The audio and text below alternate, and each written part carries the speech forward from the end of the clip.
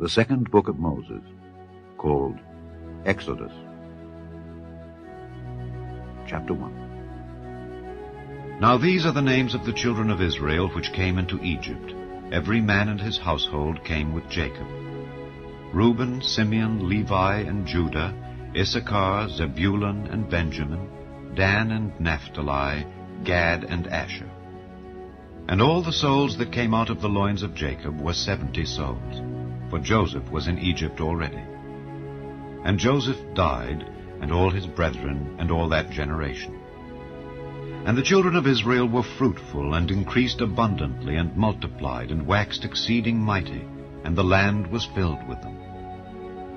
Now there arose up a new king over Egypt, which knew not Joseph. And he said unto his people, Behold, the people of the children of Israel are more and mightier than we. Come on, let us deal wisely with them, lest they multiply, and it come to pass that when there falleth out any war, they join also unto our enemies, and fight against us, and so get them up out of the land. Therefore they did set over them taskmasters, to afflict them with their burdens. And they built for Pharaoh treasure cities, Pithom and Raamses. But the more they afflicted them, the more they multiplied and grew. And they were grieved because of the children of Israel. And the Egyptians made the children of Israel to serve with rigor, and they made their lives bitter with hard bondage, in mortar and in brick, and in all manner of service in the field. All their service wherein they made them serve was with rigor. And the king of Egypt spake to the Hebrew midwives, of which the name of the one was Shiphrah, and the name of the other Pua. And he said, When ye do the office of a midwife to the Hebrew women, and see them upon the stools, if it be a son, then ye shall kill him. But if it be a daughter, then she shall live. But the midwives feared God, and did not as the king of Egypt commanded them, but saved the men children alive. And the king of Egypt called for the midwives, and said unto them, Why have ye done this thing, and have saved the men children alive? And the midwives said unto Pharaoh, Because the Hebrew women are not as the Egyptian women, for they are lively, and are delivered ere the midwives come in unto them. Therefore God dealt well with the midwives, and the people multiplied and waxed very mighty. And it came to pass, because the midwives feared God, that he made them houses. And Pharaoh charged all his people, saying, Every son that is born ye shall cast into the river, and every daughter ye shall save alive. Chapter 2. And there went a man of the house of Levi, and took to wife a daughter of Levi. And the woman conceived, and bare a son. And when she saw him that he was a goodly child, she hid him 3 months. And when she could not longer hide him, she took for him an ark of bulrushes, and daubed it with slime and with pitch, and put the child therein. And she laid it in the flags by the river's brink. And his sister stood afar off, to wit what would be done to him. And the daughter of Pharaoh came down to wash herself at the river, and her maidens walked along by the river's side. And when she saw the ark among the flags, she sent her maid to fetch it. And when she had opened it, she saw the child. And behold, the babe wept. And she had compassion on him, and said, This is one of the Hebrews' children. Then said his sister to Pharaoh's daughter, Shall I go and call to thee a nurse of the Hebrew women, that she may nurse the child for thee? And Pharaoh's daughter said to her, Go. And the maid went and called the child's mother. And Pharaoh's daughter said unto her, Take this child away, and nurse it for me, and I will give thee thy wages.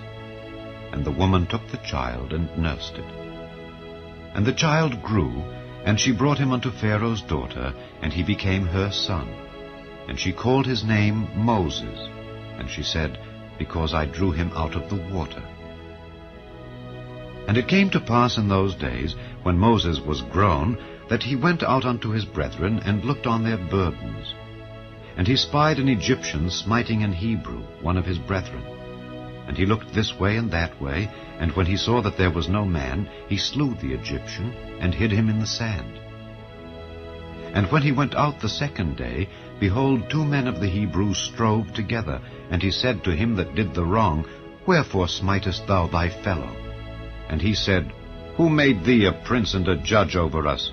Intendest thou to kill me as thou killedst the Egyptian? And Moses feared and said, Surely this thing is known. Now when Pharaoh heard this thing, he sought to slay Moses. But Moses fled from the face of Pharaoh and dwelt in the land of Midian. And he sat down by a well. Now the priest of Midian had 7 daughters, and they came and drew water, and filled the troughs to water their father's flock. And the shepherds came and drove them away. But Moses stood up and helped them, and watered their flock. And when they came to Reuel their father, he said, How is it that ye are come so soon today? And they said, An Egyptian delivered us out of the hand of the shepherds, and also drew water enough for us, and watered the flock. And he said unto his daughters, And where is he? Why is it that ye have left the man? Call him that he may eat bread. And Moses was content to dwell with the man. And he gave Moses Zipporah his daughter. And she bare him a son, and he called his name Gershom. For he said, I have been a stranger in a strange land. And it came to pass, in process of time, that the king of Egypt died, and the children of Israel sighed by reason of the bondage.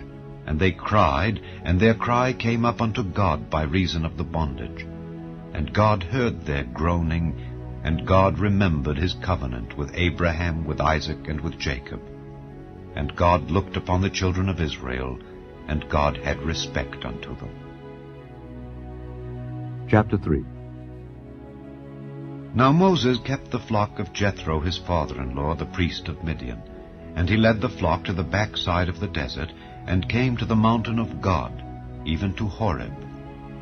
And the angel of the Lord appeared unto him in a flame of fire out of the midst of a bush. And he looked, and behold, the bush burned with fire, and the bush was not consumed.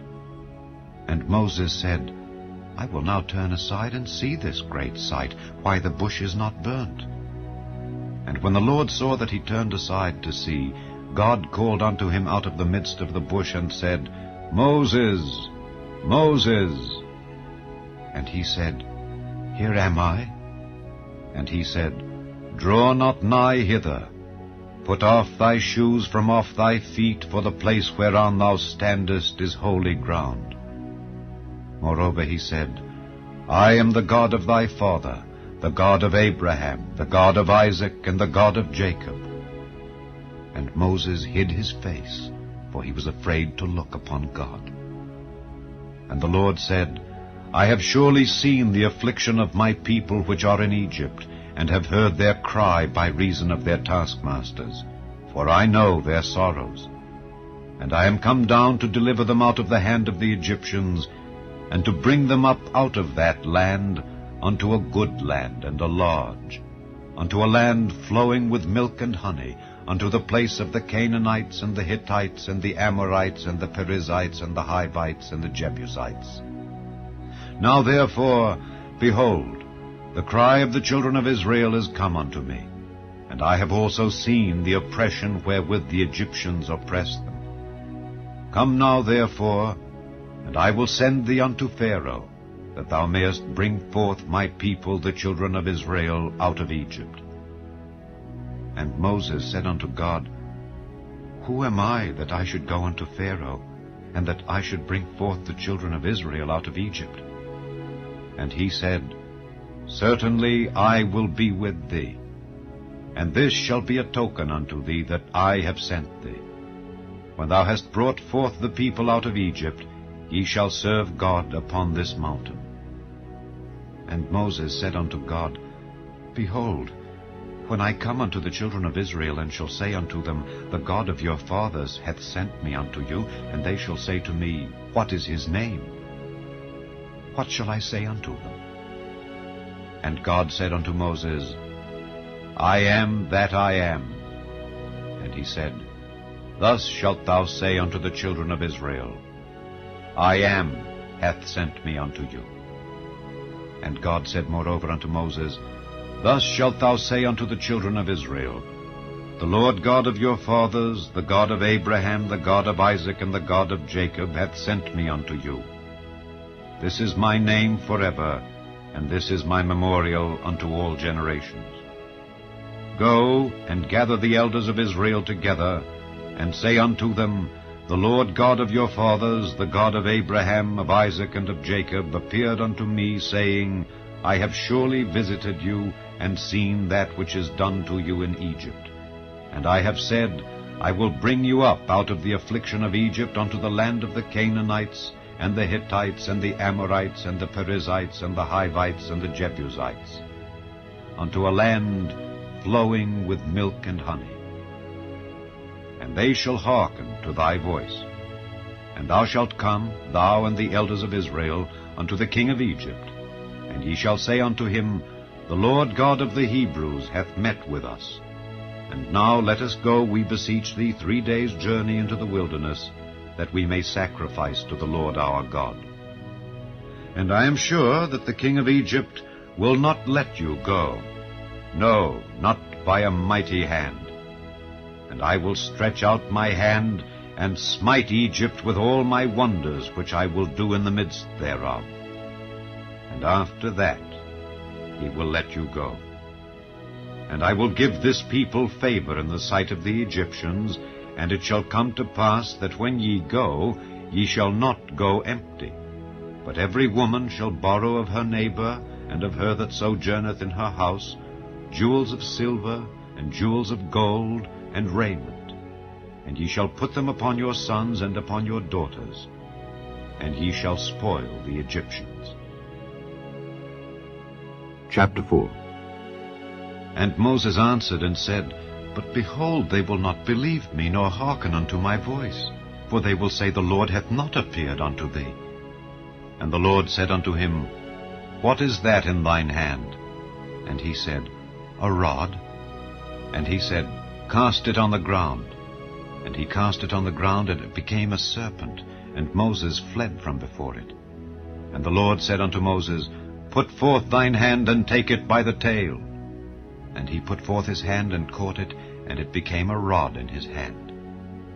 That they may believe that the Lord God of their fathers, the God of Abraham, the God of Isaac, and the God of Jacob, hath appeared unto thee. And the Lord said furthermore unto him, Put now thine hand into thy bosom.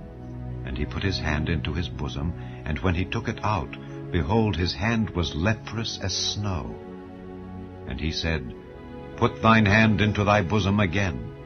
And he put his hand into his bosom again, and plucked it out of his bosom, and behold, it was turned again as his other flesh. And it shall come to pass, if they will not believe thee, neither hearken to the voice of the first sign, that they will believe the voice of the latter sign. And it shall come to pass, if they will not believe also these 2 signs, neither hearken unto thy voice, that thou shalt take of the water of the river, and pour it upon the dry land. And the water which thou takest out of the river shall become blood upon the dry land. And Moses said unto the Lord, O my Lord, I am not eloquent, neither heretofore, nor since thou hast spoken unto thy servant, but I am slow of speech and of a slow tongue. And the Lord said unto him, Who hath made man's mouth? Or who maketh the dumb, or deaf, or the seeing, or the blind? Have not I the Lord? Now therefore go, and I will be with thy mouth, and teach thee what thou shalt say. And he said, O my Lord, send, I pray thee, by the hand of him whom thou wilt send. And the anger of the Lord was kindled against Moses, and he said, Is not Aaron the Levite thy brother? I know that he can speak well, and also, behold, he cometh forth to meet thee. And when he seeth thee, he will be glad in his heart. And thou shalt speak unto him, and put words in his mouth, and I will be with thy mouth, and with his mouth, and will teach you what ye shall do. And he shall be thy spokesman unto the people, and he shall be, even he shall be to thee instead of a mouth, and thou shalt be to him instead of God. And thou shalt take this rod in thine hand, wherewith thou shalt do signs. And Moses went and returned to Jethro his father-in-law, and said unto him, Let me go, I pray thee, and return unto my brethren which are in Egypt, and see whether they be yet alive. And Jethro said to Moses, Go in peace. And the Lord said unto Moses in Midian, Go, return into Egypt, for all the men are dead which sought thy life. And Moses took his wife and his sons, and set them upon an ass, and he returned to the land of Egypt. And Moses took the rod of God in his hand. And the Lord said unto Moses, When thou goest to return into Egypt, see that thou do all those wonders before Pharaoh which I have put in thine hand. But I will harden his heart, that he shall not let the people go. And thou shalt say unto Pharaoh, Thus saith the Lord, Israel is my son, even my firstborn. And I say unto thee, Let my son go, that he may serve me. And if thou refuse to let him go, behold, I will slay thy son, even thy firstborn. And it came to pass by the way in the inn, that the Lord met him, and sought to kill him. Then Zipporah took a sharp stone, and cut off the foreskin of her son, and cast it at his feet, and said, Surely a bloody husband art thou to me. So he let him go. Then she said, A bloody husband thou art because of the circumcision. And the Lord said to Aaron, Go into the wilderness to meet Moses. And he went and met him in the mount of God, and kissed him. And Moses told Aaron all the words of the Lord who had sent him, and all the signs which he had commanded him. And Moses and Aaron went and gathered together all the elders of the children of Israel. And Aaron spake all the words which the Lord had spoken unto Moses, and did the signs in the sight of the people. And the people believed. And when they heard that the Lord had visited the children of Israel, and that he had looked upon their affliction, then they bowed their heads and worshipped. Chapter 5. And afterward Moses and Aaron went in and told Pharaoh, Thus saith the Lord God of Israel, Let my people go, that they may hold a feast unto me in the wilderness. And Pharaoh said, Who is the Lord, that I should obey his voice to let Israel go? I know not the Lord, neither will I let Israel go. And they said, The God of the Hebrews hath met with us. Let us go, we pray thee, 3 days' journey into the desert, and sacrifice unto the Lord our God, lest he fall upon us with pestilence or with the sword. And the king of Egypt said unto them, Wherefore do ye, Moses and Aaron, let the people from their works? Get you unto your burdens. And Pharaoh said, Behold, the people of the land now are many, and ye make them rest from their burdens. And Pharaoh commanded the same day the taskmasters of the people and their officers, saying, Ye shall no more give the people straw to make brick as heretofore. Let them go and gather straw for themselves. And the tale of the bricks which they did make heretofore ye shall lay upon them. Ye shall not diminish aught thereof. For they be idle. Therefore they cry, saying, Let us go and sacrifice to our God. Let their more work be laid upon the men, that they may labor therein, and let them not regard vain words. And the taskmasters of the people went out, and their officers, and they spake to the people, saying, Thus saith Pharaoh, I will not give you straw. Go ye, get you straw where ye can find it, yet not aught of your work shall be diminished. So the people were scattered abroad throughout all the land of Egypt, to gather stubble instead of straw. And the taskmasters hasted them, saying, Fulfill your works, your daily tasks, as when there was straw. And the officers of the children of Israel, which Pharaoh's taskmasters had set over them, were beaten, and demanded, Wherefore have ye not fulfilled your task in making brick both yesterday and today as heretofore? Then the officers of the children of Israel came and cried unto Pharaoh, saying, Wherefore dealest thou thus with thy servants? There is no straw given unto thy servants, and they say to us, Make brick. And behold, thy servants are beaten. But the fault is in thine own people. But he said, Ye are idle, ye are idle. Therefore ye say, Let us go and do sacrifice to the Lord. Go therefore now and work. For there shall no straw be given you, yet shall ye deliver the tale of bricks. And the officers of the children of Israel did see that they were in evil case, after it was said, Ye shall not minish aught from your bricks of your daily task. And they met Moses and Aaron, who stood in the way, as they came forth from Pharaoh, and they said unto them, The Lord look upon you and judge. Because ye have made our savor to be abhorred in the eyes of Pharaoh and in the eyes of his servants, to put a sword in their hand to slay us. And Moses returned unto the Lord and said, Lord, wherefore hast thou so evil entreated this people? Why is it that thou hast sent me?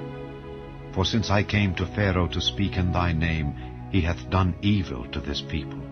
Neither hast thou delivered thy people at all. Chapter 6. Then the Lord said unto Moses, Now shalt thou see what I will do to Pharaoh. For with a strong hand shall he let them go, and with a strong hand shall he drive them out of his land. And God spake unto Moses, and said unto him, I am the Lord, and I appeared unto Abraham, unto Isaac, and unto Jacob by the name of God Almighty, but by my name Jehovah was I not known to them. And I have also established my covenant with them, to give them the land of Canaan, the land of their pilgrimage, wherein they were strangers. And I have also heard the groaning of the children of Israel, whom the Egyptians keep in bondage, and I have remembered my covenant. Wherefore say unto the children of Israel, I am the Lord, and I will bring you out from under the burdens of the Egyptians, and I will rid you out of their bondage, and I will redeem you with a stretched out arm, and with great judgments. And I will take you to me for a people, and I will be to you a God. And ye shall know that I am the Lord your God, which bringeth you out from under the burdens of the Egyptians. And I will bring you in unto the land concerning the which I did swear to give it to Abraham, to Isaac, and to Jacob. And I will give it you for an heritage. I am the Lord. And Moses spake so unto the children of Israel, but they hearkened not unto Moses for anguish of spirit and for cruel bondage. And the Lord spake unto Moses, saying, Go in, speak unto Pharaoh king of Egypt, that he let the children of Israel go out of his land. And Moses spake before the Lord, saying, Behold, the children of Israel have not hearkened unto me. How then shall Pharaoh hear me, who am of uncircumcised lips? And the Lord spake unto Moses and unto Aaron, and gave them a charge unto the children of Israel and unto Pharaoh king of Egypt, to bring the children of Israel out of the land of Egypt. These be the heads of their fathers' houses. The sons of Reuben, the firstborn of Israel, Hanok, and Palu, Hezron, and Carmi. These be the families of Reuben. And the sons of Simeon, Jemuel, and Jamin, and Ohad, and Jachin, and Zohar, and Shaul, the son of a Canaanitish woman. These are the families of Simeon. And these are the names of the sons of Levi according to their generations, Gershon, and Kohath, and Merari. And the years of the life of Levi were 137 years. The sons of Gershon, Libni and Shimei, according to their families. And the sons of Kohath, Amram, and Izhar, and Hebron, and Uzziel. And the years of the life of Kohath were 133 years. And the sons of Merari, Mahali, and Mushi.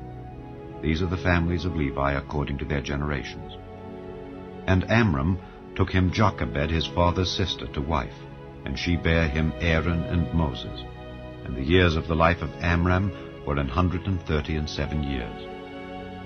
And the sons of Izhar, Korah, and Nepheg, and Zichri. And the sons of Uzziel, Mishael, and Elzaphan, and Zithri. And Aaron took him Elisheba, daughter of Amminadab, sister of Naashon, to wife, and she bare him Nadab, and Abihu, Eleazar, and Ithamar. And the sons of Korah, Assir, and Elkanah, and Abiasaph. These are the families of the Korhites. And Eleazar, Aaron's son, took him one of the daughters of Putiel to wife, and she bare him Phinehas. These are the heads of the fathers of the Levites according to their families. These are that Aaron and Moses, to whom the Lord said, Bring out the children of Israel from the land of Egypt according to their armies. These are they which spake to Pharaoh king of Egypt, to bring out the children of Israel from Egypt. These are that Moses and Aaron. And it came to pass on the day when the Lord spake unto Moses in the land of Egypt, that the Lord spake unto Moses, saying, I am the Lord. Speak thou unto Pharaoh king of Egypt all that I say unto thee. And Moses said before the Lord, Behold, I am of uncircumcised lips, and how shall Pharaoh hearken unto me? Chapter 7. And the Lord said unto Moses, See, I have made thee a god to Pharaoh, and Aaron thy brother shall be thy prophet. Thou shalt speak all that I command thee, and Aaron thy brother shall speak unto Pharaoh, that he send the children of Israel out of his land. And I will harden Pharaoh's heart, and multiply my signs and my wonders in the land of Egypt. But Pharaoh shall not hearken unto you, that I may lay my hand upon Egypt, and bring forth mine armies and my people, the children of Israel, out of the land of Egypt, by great judgments. And the Egyptians shall know that I am the Lord, when I stretch forth mine hand upon Egypt, and bring out the children of Israel from among them. And Moses and Aaron did as the Lord commanded them. So did they. And Moses was 80 years old, and Aaron 83 years old, when they spake unto Pharaoh. And the Lord spake unto Moses and unto Aaron, saying, When Pharaoh shall speak unto you, saying, Show a miracle for you, then thou shalt say unto Aaron, Take thy rod, and cast it before Pharaoh, and it shall become a serpent. And Moses and Aaron went in unto Pharaoh, and they did so as the Lord had commanded. And Aaron cast down his rod before Pharaoh and before his servants, and it became a serpent. Then Pharaoh also called the wise men and the sorcerers. Now the magicians of Egypt, they also did in like manner with their enchantments. For they cast down every man his rod, and they became serpents. But Aaron's rod swallowed up their rods. And he hardened Pharaoh's heart, that he hearkened not unto them, as the Lord had said. And the Lord said unto Moses, Pharaoh's heart is hardened, he refuseth to let the people go. Get thee unto Pharaoh in the morning. Lo, he goeth out unto the water, and thou shalt stand by the river's brink against he come. And the rod which was turned to a serpent shalt thou take in thine hand. And thou shalt say unto him, The Lord God of the Hebrews hath sent me unto thee, saying, Let my people go, that they may serve me in the wilderness. And behold, hitherto thou wouldest not hear. Thus saith the Lord, In this thou shalt know that I am the Lord. Behold, I will smite with the rod that is in mine hand upon the waters which are in the river, and they shall be turned to blood. And the fish that is in the river shall die, and the river shall stink, and the Egyptians shall loathe to drink of the water of the river. And the Lord spake unto Moses, Say unto Aaron, Take thy rod, and stretch out thine hand upon the waters of Egypt, upon their streams, upon their rivers, and upon their ponds, and upon all their pools of water, that they may become blood, and that there may be blood throughout all the land of Egypt, both in vessels of wood and in vessels of stone. And Moses and Aaron did so as the Lord commanded. And he lifted up the rod, and smote the waters that were in the river in the sight of Pharaoh and in the sight of his servants, and all the waters that were in the river were turned to blood, and the fish that was in the river died, and the river stank, and the Egyptians could not drink of the water of the river, and there was blood throughout all the land of Egypt. And the magicians of Egypt did so with their enchantments. And Pharaoh's heart was hardened, neither did he hearken unto them, as the Lord had said. And Pharaoh turned and went into his house, neither did he set his heart to this also. And all the Egyptians digged round about the river for water to drink, for they could not drink of the water of the river. And 7 days were fulfilled after that the Lord had smitten the river. Chapter 8. And the Lord spake unto Moses, Go unto Pharaoh, and say unto him, Thus saith the Lord, Let my people go, that they may serve me. And if thou refuse to let them go, behold, I will smite all thy borders with frogs, and the river shall bring forth frogs abundantly, which shall go up and come into thine house, and into thy bedchamber, and upon thy bed, and into the house of thy servants, and upon thy people, and into thine ovens, and into thy kneading troughs. And the frogs shall come up both on thee, and upon thy people, and upon all thy servants. And the Lord spake unto Moses, Say unto Aaron, Stretch forth thine hand with thy rod over the streams, over the rivers, and over the ponds, and cause frogs to come up upon the land of Egypt. And Aaron stretched out his hand over the waters of Egypt, and the frogs came up and covered the land of Egypt. And the magicians did so with their enchantments, and brought up frogs upon the land of Egypt. Then Pharaoh called for Moses and Aaron, and said, Entreat the Lord that he may take away the frogs from me and from my people, and I will let the people go, that they may do sacrifice unto the Lord. And Moses said unto Pharaoh, Glory over me. When shall I entreat for thee and for thy servants and for thy people, to destroy the frogs from thee and thy houses, that they may remain in the river only? And he said, Tomorrow. And he said, Be it according to thy word, that thou mayest know that there is none like unto the Lord our God. And the frogs shall depart from thee and from thy houses and from thy servants and from thy people. They shall remain in the river only. And Moses and Aaron went out from Pharaoh, and Moses cried unto the Lord because of the frogs which he had brought against Pharaoh. And the Lord did according to the word of Moses, and the frogs died out of the houses, out of the villages, and out of the fields. And they gathered them together upon heaps, and the land stank. But when Pharaoh saw that there was respite, he hardened his heart, and hearkened not unto them, as the Lord had said. And the Lord said unto Moses, Say unto Aaron, Stretch out thy rod, and smite the dust of the land, that it may become lice throughout all the land of Egypt. And they did so. For Aaron stretched out his hand with his rod, and smote the dust of the earth, and it became lice in man and in beast. All the dust of the land became lice throughout all the land of Egypt. And the magicians did so with their enchantments to bring forth lice, but they could not. So there were lice upon man and upon beast. Then the magicians said unto Pharaoh, This is the finger of God. And Pharaoh's heart was hardened, and he hearkened not unto them, as the Lord had said. And the Lord said unto Moses, Rise up early in the morning, and stand before Pharaoh. Lo, he cometh forth to the water.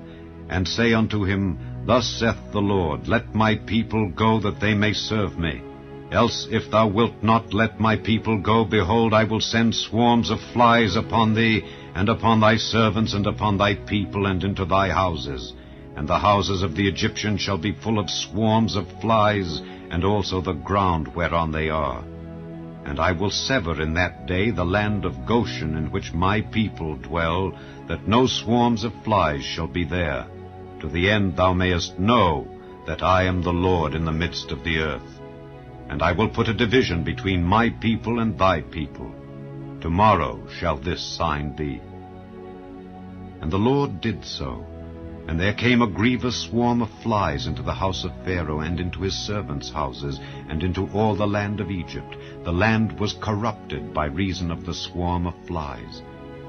And Pharaoh called for Moses and for Aaron, and said, Go ye, sacrifice to your God in the land. And Moses said, It is not meet so to do, for we shall sacrifice the abomination of the Egyptians to the Lord our God. Lo, shall we sacrifice the abomination of the Egyptians before their eyes? And will they not stone us?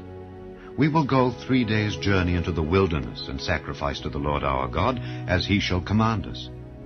And Pharaoh said, I will let you go, that ye may sacrifice to the Lord your God in the wilderness. Only ye shall not go very far away. Entreat for me. And Moses said, Behold, I go out from thee, and I will entreat the Lord that the swarms of flies may depart from Pharaoh, from his servants, and from his people tomorrow. But let not Pharaoh deal deceitfully any more in not letting the people go to sacrifice to the Lord.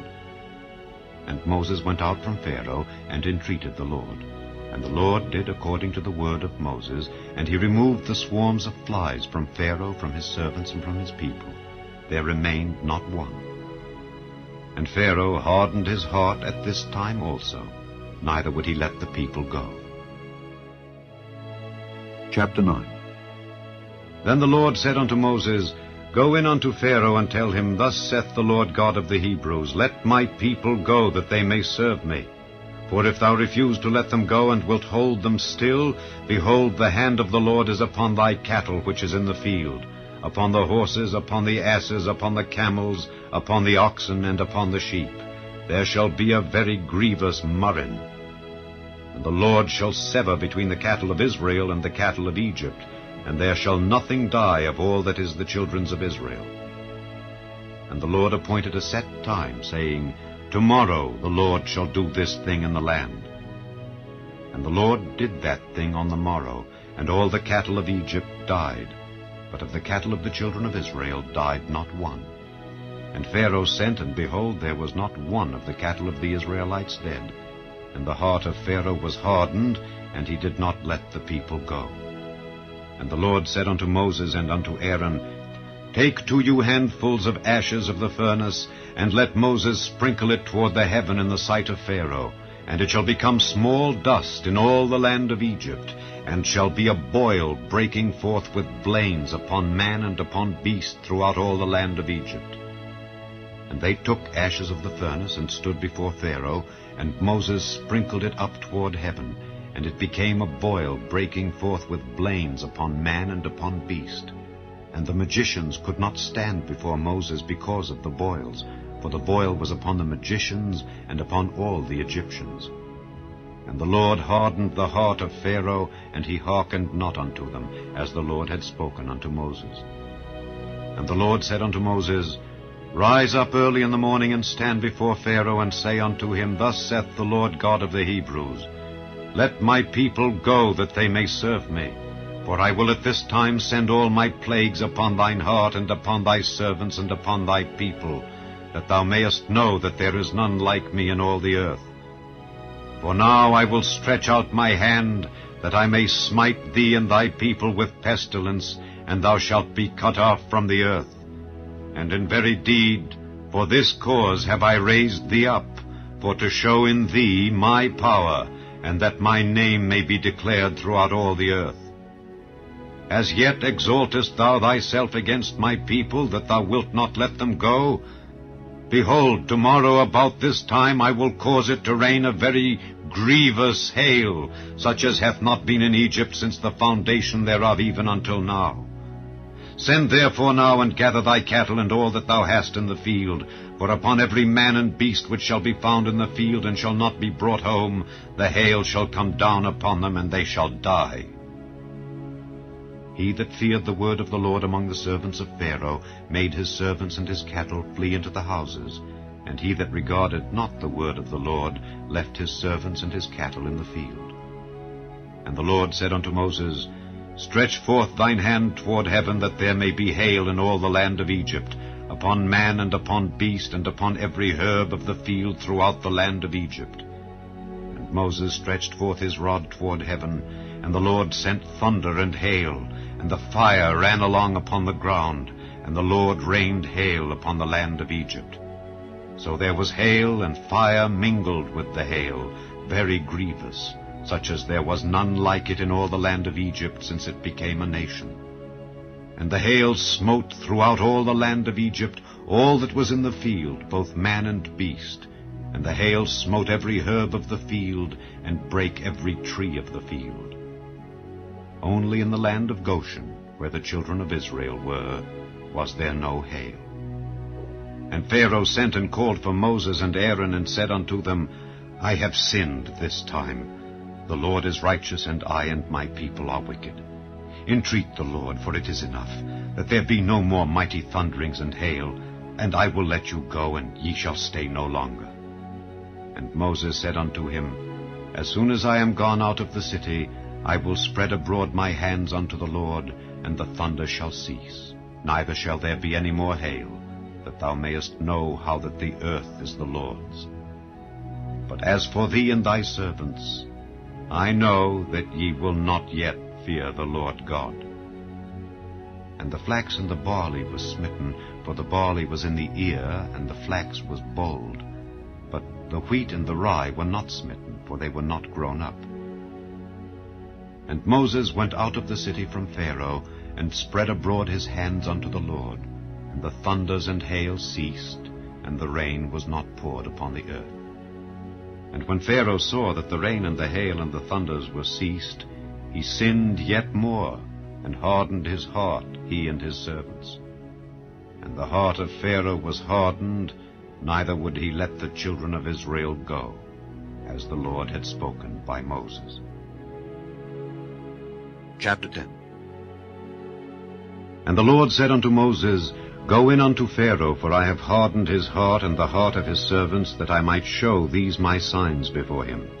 and that thou mayest tell in the ears of thy son and of thy son's son what things I have wrought in Egypt, and my signs which I have done among them, that ye may know how that I am the Lord.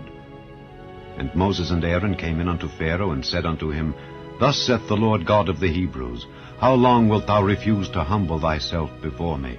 Let my people go, that they may serve me. Else, if thou refuse to let my people go, behold, tomorrow will I bring the locusts into thy coast, and they shall cover the face of the earth, that one cannot be able to see the earth. And they shall eat the residue of that which is escaped, which remaineth unto you from the hail, and shall eat every tree which groweth for you out of the field. And they shall fill thy houses, and the houses of all thy servants, and the houses of all the Egyptians, which neither thy fathers nor thy fathers' fathers have seen since the day that they were upon the earth unto this day. And he turned himself and went out from Pharaoh. And Pharaoh's servants said unto him, How long shall this man be a snare unto us? Let the men go, that they may serve the Lord their God. Knowest thou not yet that Egypt is destroyed? And Moses and Aaron were brought again unto Pharaoh, and he said unto them, Go, serve the Lord your God. But who are they that shall go? And Moses said, We will go with our young and with our old, with our sons and with our daughters, with our flocks and with our herds will we go, for we must hold a feast unto the Lord. And he said unto them, Let the Lord be so with you as I will let you go and your little ones. Look to it, for evil is before you. Not so. Go now, ye that are men, and serve the Lord, for that ye did desire. And they were driven out from Pharaoh's presence. And the Lord said unto Moses, Stretch out thine hand over the land of Egypt for the locusts, that they may come up upon the land of Egypt, and eat every herb of the land, even all that the hail hath left. And Moses stretched forth his rod over the land of Egypt, and the Lord brought an east wind upon the land all that day and all that night.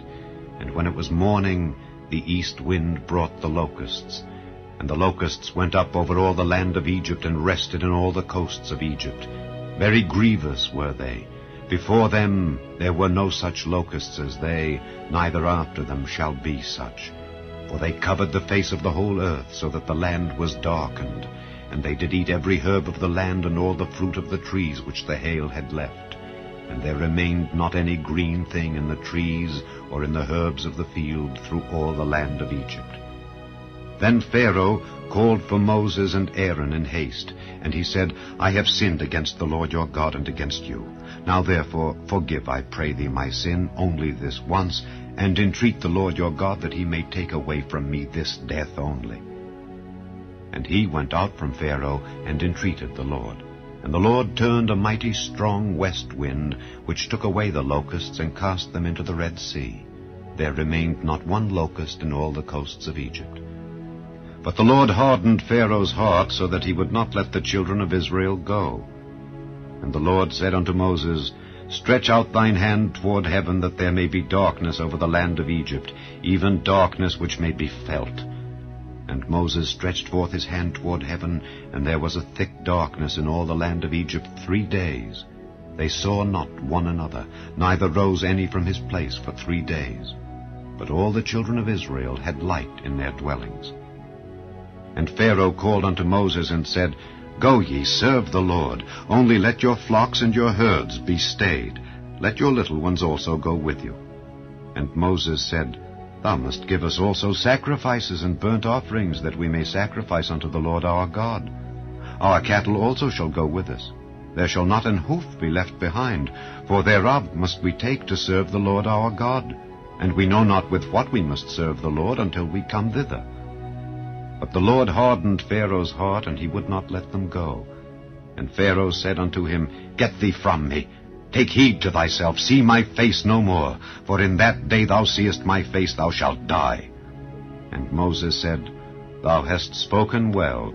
I will see thy face again no more. Chapter 11. And the Lord said unto Moses, Yet will I bring one plague more upon Pharaoh and upon Egypt. Afterwards he will let you go hence. When he shall let you go, he shall surely thrust you out hence altogether. Speak now in the ears of the people, and let every man borrow of his neighbor, and every woman of her neighbor, jewels of silver and jewels of gold. And the Lord gave the people favor in the sight of the Egyptians.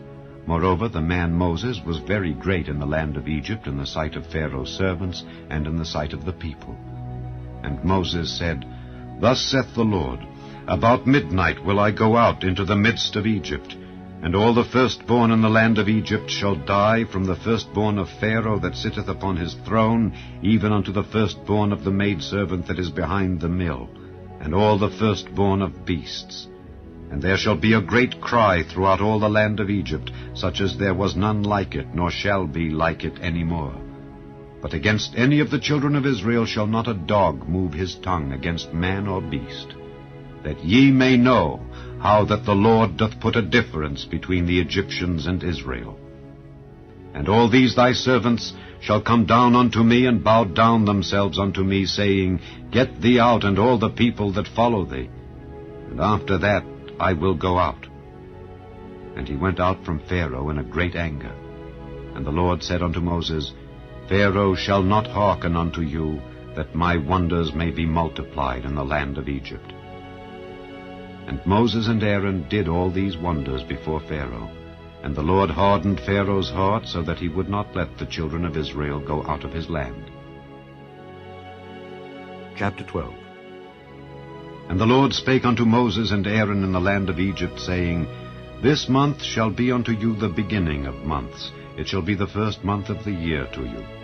Speak ye unto all the congregation of Israel, saying, In the 10th day of this month they shall take to them every man a lamb according to the house of their fathers, a lamb for an house. And if the household be too little for the lamb, let him and his neighbor next unto his house take it according to the number of the souls. Every man according to his eating shall make your count for the lamb. Your lamb shall be without blemish, a male of the first year. Ye shall take it out from the sheep or from the goats. And ye shall keep it up until the 14th day of the same month. And the whole assembly of the congregation of Israel shall kill it in the evening. And they shall take of the blood, and strike it on the 2 side posts, and on the upper doorpost of the houses wherein they shall eat it. And they shall eat the flesh in that night, roast with fire, and unleavened bread, and with bitter herbs they shall eat it. Eat not of it raw, nor sodden at all with water, but roast with fire, his head with his legs, and with the purtenance thereof. And ye shall let nothing of it remain until the morning, and that which remaineth of it until the morning ye shall burn with fire. And thus shall ye eat it, with your loins girded, your shoes on your feet, and your staff in your hand, and ye shall eat it in haste. It is the Lord's Passover. For I will pass through the land of Egypt this night, and will smite all the firstborn in the land of Egypt, both man and beast. And against all the gods of Egypt I will execute judgment. I am the Lord. And the blood shall be to you for a token upon the houses where ye are. And when I see the blood, I will pass over you, and the plague shall not be upon you to destroy you when I smite the land of Egypt. And this day shall be unto you for a memorial, and ye shall keep it a feast to the Lord throughout your generations. Ye shall keep it a feast by an ordinance forever. 7 days shall ye eat unleavened bread. Even the first day ye shall put away leaven out of your houses. For whosoever eateth leavened bread from the first day until the 7th day, that soul shall be cut off from Israel. And in the first day there shall be an holy convocation, and in the 7th day there shall be an holy convocation to you. No manner of work shall be done in them, save that which every man must eat, that only may be done of you. And ye shall observe the feast of unleavened bread. For in this selfsame day have I brought your armies out of the land of Egypt. Therefore shall ye observe this day in your generations by an ordinance forever. In the 1st month, on the 14th day of the month, at even, ye shall eat unleavened bread until the 21st day of the month at even. 7 days shall there be no leaven found in your houses. For whosoever eateth that which is leavened, even that soul shall be cut off from the congregation of Israel, whether he be a stranger or born in the land. Ye shall eat nothing leavened. In all your habitations shall ye eat unleavened bread. Then Moses called for all the elders of Israel, and said unto them, Draw out and take you a lamb according to your families, and kill the Passover. And ye shall take a bunch of hyssop, and dip it in the blood that is in the basin, and strike the lintel and the 2 side posts with the blood that is in the basin. And none of you shall go out at the door of his house until the morning. For the Lord will pass through to smite the Egyptians. And when he seeth the blood upon the lintel and on the 2 side posts, the Lord will pass over the door, and will not suffer the destroyer to come in unto your houses to smite you. And ye shall observe this thing for an ordinance to thee and to thy sons forever. And it shall come to pass, when ye be come to the land which the Lord will give you, according as he hath promised, that ye shall keep this service. And it shall come to pass, when your children shall say unto you, What mean ye by this service? That ye shall say, It is the sacrifice of the Lord's Passover, who passed over the houses of the children of Israel in Egypt, when he smote the Egyptians and delivered our houses. And the people bowed the head and worshipped. And the children of Israel went away, and did as the Lord had commanded Moses and Aaron. So did they. And it came to pass, that at midnight the Lord smote all the firstborn in the land of Egypt, from the firstborn of Pharaoh that sat on his throne unto the firstborn of the captive that was in the dungeon, and all the firstborn of cattle. And Pharaoh rose up in the night, he and all his servants and all the Egyptians, and there was a great cry in Egypt, for there was not a house where there was not one dead. And he called for Moses and Aaron by night, and said, Rise up and get you forth from among my people, both ye and the children of Israel, and go, serve the Lord as ye have said. Also take your flocks and your herds as ye have said, and be gone, and bless me also. And the Egyptians were urgent upon the people that they might send them out of the land in haste, for they said, We be all dead men. And the people took their dough before it was leavened, their kneading troughs being bound up in their clothes upon their shoulders. And the children of Israel did according to the word of Moses. And they borrowed of the Egyptians jewels of silver and jewels of gold and raiment. And the Lord gave the people favor in the sight of the Egyptians, so that they lent unto them such things as they required. And they spoiled the Egyptians. And the children of Israel journeyed from Ramesses to Succoth, about 600,000 on foot that were men, beside children. And a mixed multitude went up also with them, and flocks and herds, even very much cattle. And they baked unleavened cakes of the dough which they brought forth out of Egypt, for it was not leavened, because they were thrust out of Egypt and could not tarry, neither had they prepared for themselves any victual. Now the sojourning of the children of Israel who dwelt in Egypt was 430 years. And it came to pass at the end of the 430 years, even the selfsame day it came to pass, that all the hosts of the Lord went out from the land of Egypt. It is a night to be much observed unto the Lord, for bringing them out from the land of Egypt. This is that night of the Lord to be observed of all the children of Israel in their generations. And the Lord said unto Moses and Aaron, This is the ordinance of the Passover. There shall no stranger eat thereof. But every man's servant that is bought for money, when thou hast circumcised him, then shall he eat thereof. A foreigner and an hired servant shall not eat thereof. In one house shall it be eaten. Thou shalt not carry forth aught of the flesh abroad out of the house, neither shall ye break a bone thereof. All the congregation of Israel shall keep it. And when a stranger shall sojourn with thee, and will keep the Passover to the Lord, let all his males be circumcised, and then let him come near and keep it. And he shall be as one that is born in the land. For no uncircumcised person shall eat thereof. One law shall be to him that is home-born, and unto the stranger that sojourneth among you. Thus did all the children of Israel as the Lord commanded Moses and Aaron. So did they. And it came to pass the selfsame day that the Lord did bring the children of Israel out of the land of Egypt by their armies. Chapter 13. And the Lord spake unto Moses, saying, Sanctify unto me all the firstborn, whatsoever openeth the womb among the children of Israel, both of man and of beast. It is mine. And Moses said unto the people, Remember this day in which ye came out from Egypt out of the house of bondage, for by strength of hand the Lord brought you out from this place. There shall no leavened bread be eaten. This day came ye out in the month Abib. And it shall be, when the Lord shall bring thee into the land of the Canaanites, and the Hittites, and the Amorites, and the Hivites, and the Jebusites, which he sware unto thy fathers to give thee, a land flowing with milk and honey, that thou shalt keep this service in this month. 7 days thou shalt eat unleavened bread, and in the 7th day shall be a feast to the Lord. Unleavened bread shall be eaten 7 days, and there shall no leavened bread be seen with thee, neither shall there be leaven seen with thee in all thy quarters. And thou shalt show thy son in that day, saying, This is done because of that which the Lord did unto me when I came forth out of Egypt. And it shall be for a sign unto thee upon thine hand, and for a memorial between thine eyes, that the Lord's law may be in thy mouth. For with a strong hand hath the Lord brought thee out of Egypt. Thou shalt therefore keep this ordinance in his season from year to year. And it shall be, when the Lord shall bring thee into the land of the Canaanites, as he sware unto thee and to thy fathers, and shall give it thee, that thou shalt set apart unto the Lord all that openeth the matrix, and every firstling that cometh of a beast which thou hast. The males shall be the Lord's. And every firstling of an ass thou shalt redeem with a lamb.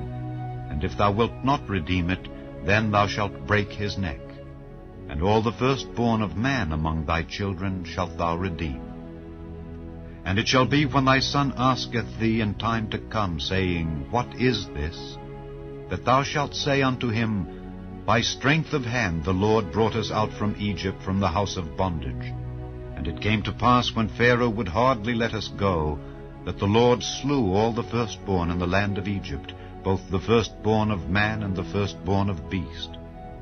Therefore I sacrifice to the Lord all that openeth the matrix, being males. But all the firstborn of my children I redeem. And it shall be for a token upon thine hand, and for frontlets between thine eyes. For by strength of hand the Lord brought us forth out of Egypt. And it came to pass, when Pharaoh had let the people go, that God led them not through the way of the land of the Philistines, although that was near. For God said, Lest peradventure the people repent when they see war, and they return to Egypt. But God led the people about through the way of the wilderness of the Red Sea. And the children of Israel went up harnessed out of the land of Egypt. And Moses took the bones of Joseph with him, for he had straitly sworn the children of Israel, saying, God will surely visit you, and ye shall carry up my bones away hence with you. And they took their journey from Succoth, and encamped in Etham, in the edge of the wilderness. And the Lord went before them by day in a pillar of a cloud to lead them the way, and by night in a pillar of fire to give them light, to go by day and night. He took not away the pillar of the cloud by day, nor the pillar of fire by night from before the people. Chapter 14. And the Lord spake unto Moses, saying, Speak unto the children of Israel, that they turn and encamp before Pi-hahiroth, between Migdol and the sea, over against Baal-zephon. Before it shall ye encamp by the sea. For Pharaoh will say of the children of Israel, They are entangled in the land, the wilderness hath shut them in. And I will harden Pharaoh's heart, that he shall follow after them. And I will be honored upon Pharaoh and upon all his host, that the Egyptians may know that I am the Lord. And they did so. And it was told the king of Egypt that the people fled. And the heart of Pharaoh and of his servants was turned against the people, and they said, Why have we done this, that we have let Israel go from serving us? And he made ready his chariot, and took his people with him. And he took 600 chosen chariots, and all the chariots of Egypt, and captains over every one of them. And the Lord hardened the heart of Pharaoh king of Egypt, and he pursued after the children of Israel.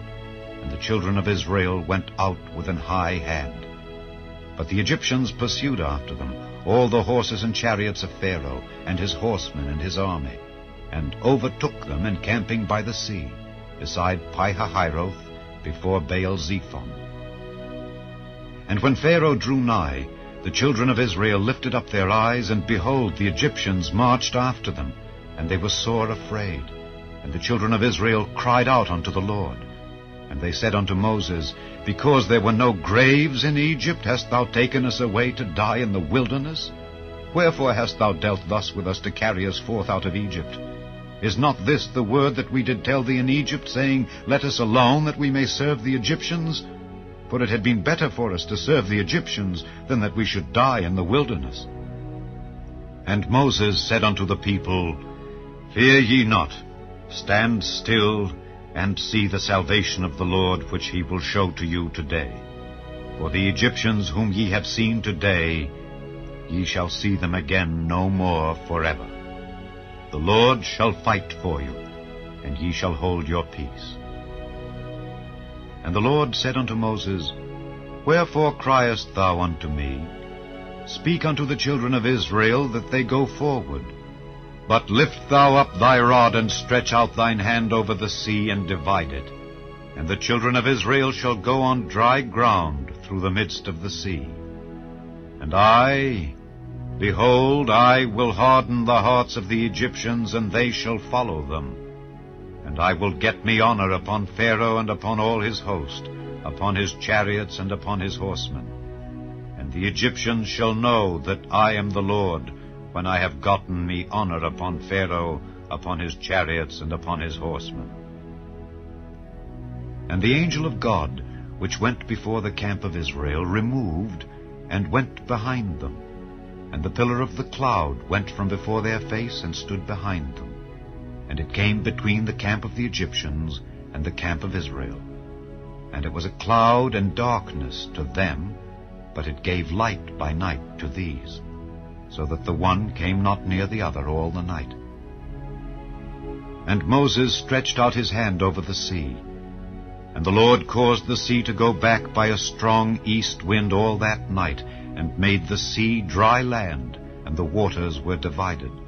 And the children of Israel went into the midst of the sea upon the dry ground, and the waters were a wall unto them on their right hand and on their left. And the Egyptians pursued, and went in after them to the midst of the sea, even all Pharaoh's horses, his chariots, and his horsemen. And it came to pass that in the morning watch the Lord looked unto the host of the Egyptians through the pillar of fire and of the cloud, and troubled the host of the Egyptians, and took off their chariot wheels, that they drave them heavily. So that the Egyptians said, Let us flee from the face of Israel, for the Lord fighteth for them against the Egyptians. And the Lord said unto Moses, Stretch out thine hand over the sea, that the waters may come again upon the Egyptians, upon their chariots, and upon their horsemen. And Moses stretched forth his hand over the sea, and the sea returned to his strength when the morning appeared, and the Egyptians fled against it, and the Lord overthrew the Egyptians in the midst of the sea. And the waters returned, and covered the chariots and the horsemen, and all the host of Pharaoh that came into the sea after them. There remained not so much as one of them. But the children of Israel walked upon dry land in the midst of the sea, and the waters were a wall unto them on their right hand and on their left. Thus the Lord saved Israel that day out of the hand of the Egyptians, and Israel saw the Egyptians dead upon the seashore. And Israel saw that great work which the Lord did upon the Egyptians. And the people feared the Lord, and believed the Lord and his servant Moses. Chapter 15. Then sang Moses and the children of Israel this song unto the Lord, and spake, saying, I will sing unto the Lord, for he hath triumphed gloriously. The horse and his rider hath he thrown into the sea. The Lord is my strength and song, and he is become my salvation. He is my God, and I will prepare him an habitation, my father's God, and I will exalt him. The Lord is a man of war, the Lord is his name. Pharaoh's chariots and his host hath he cast into the sea. His chosen captains also are drowned in the Red Sea. The depths have covered them. They sank into the bottom as a stone. Thy right hand, O Lord, is become glorious in power. Thy right hand, O Lord, hath dashed in pieces the enemy, and in the greatness of thine excellency thou hast overthrown them that rose up against thee.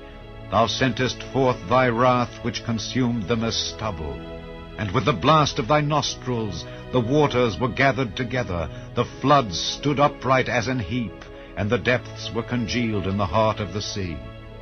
The enemy said, I will pursue, I will overtake, I will divide the spoil. My lust shall be satisfied upon them. I will draw my sword, my hand shall destroy them. Thou didst blow with thy wind, the sea covered them. They sank as lead in the mighty waters. Who is like unto thee, O Lord, among the gods?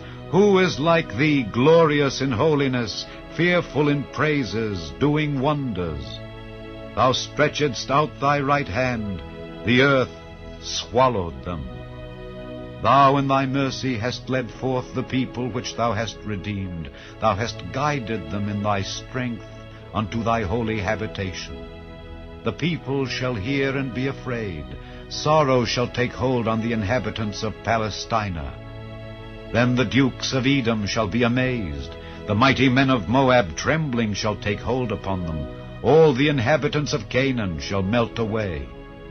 Fear and dread shall fall upon them.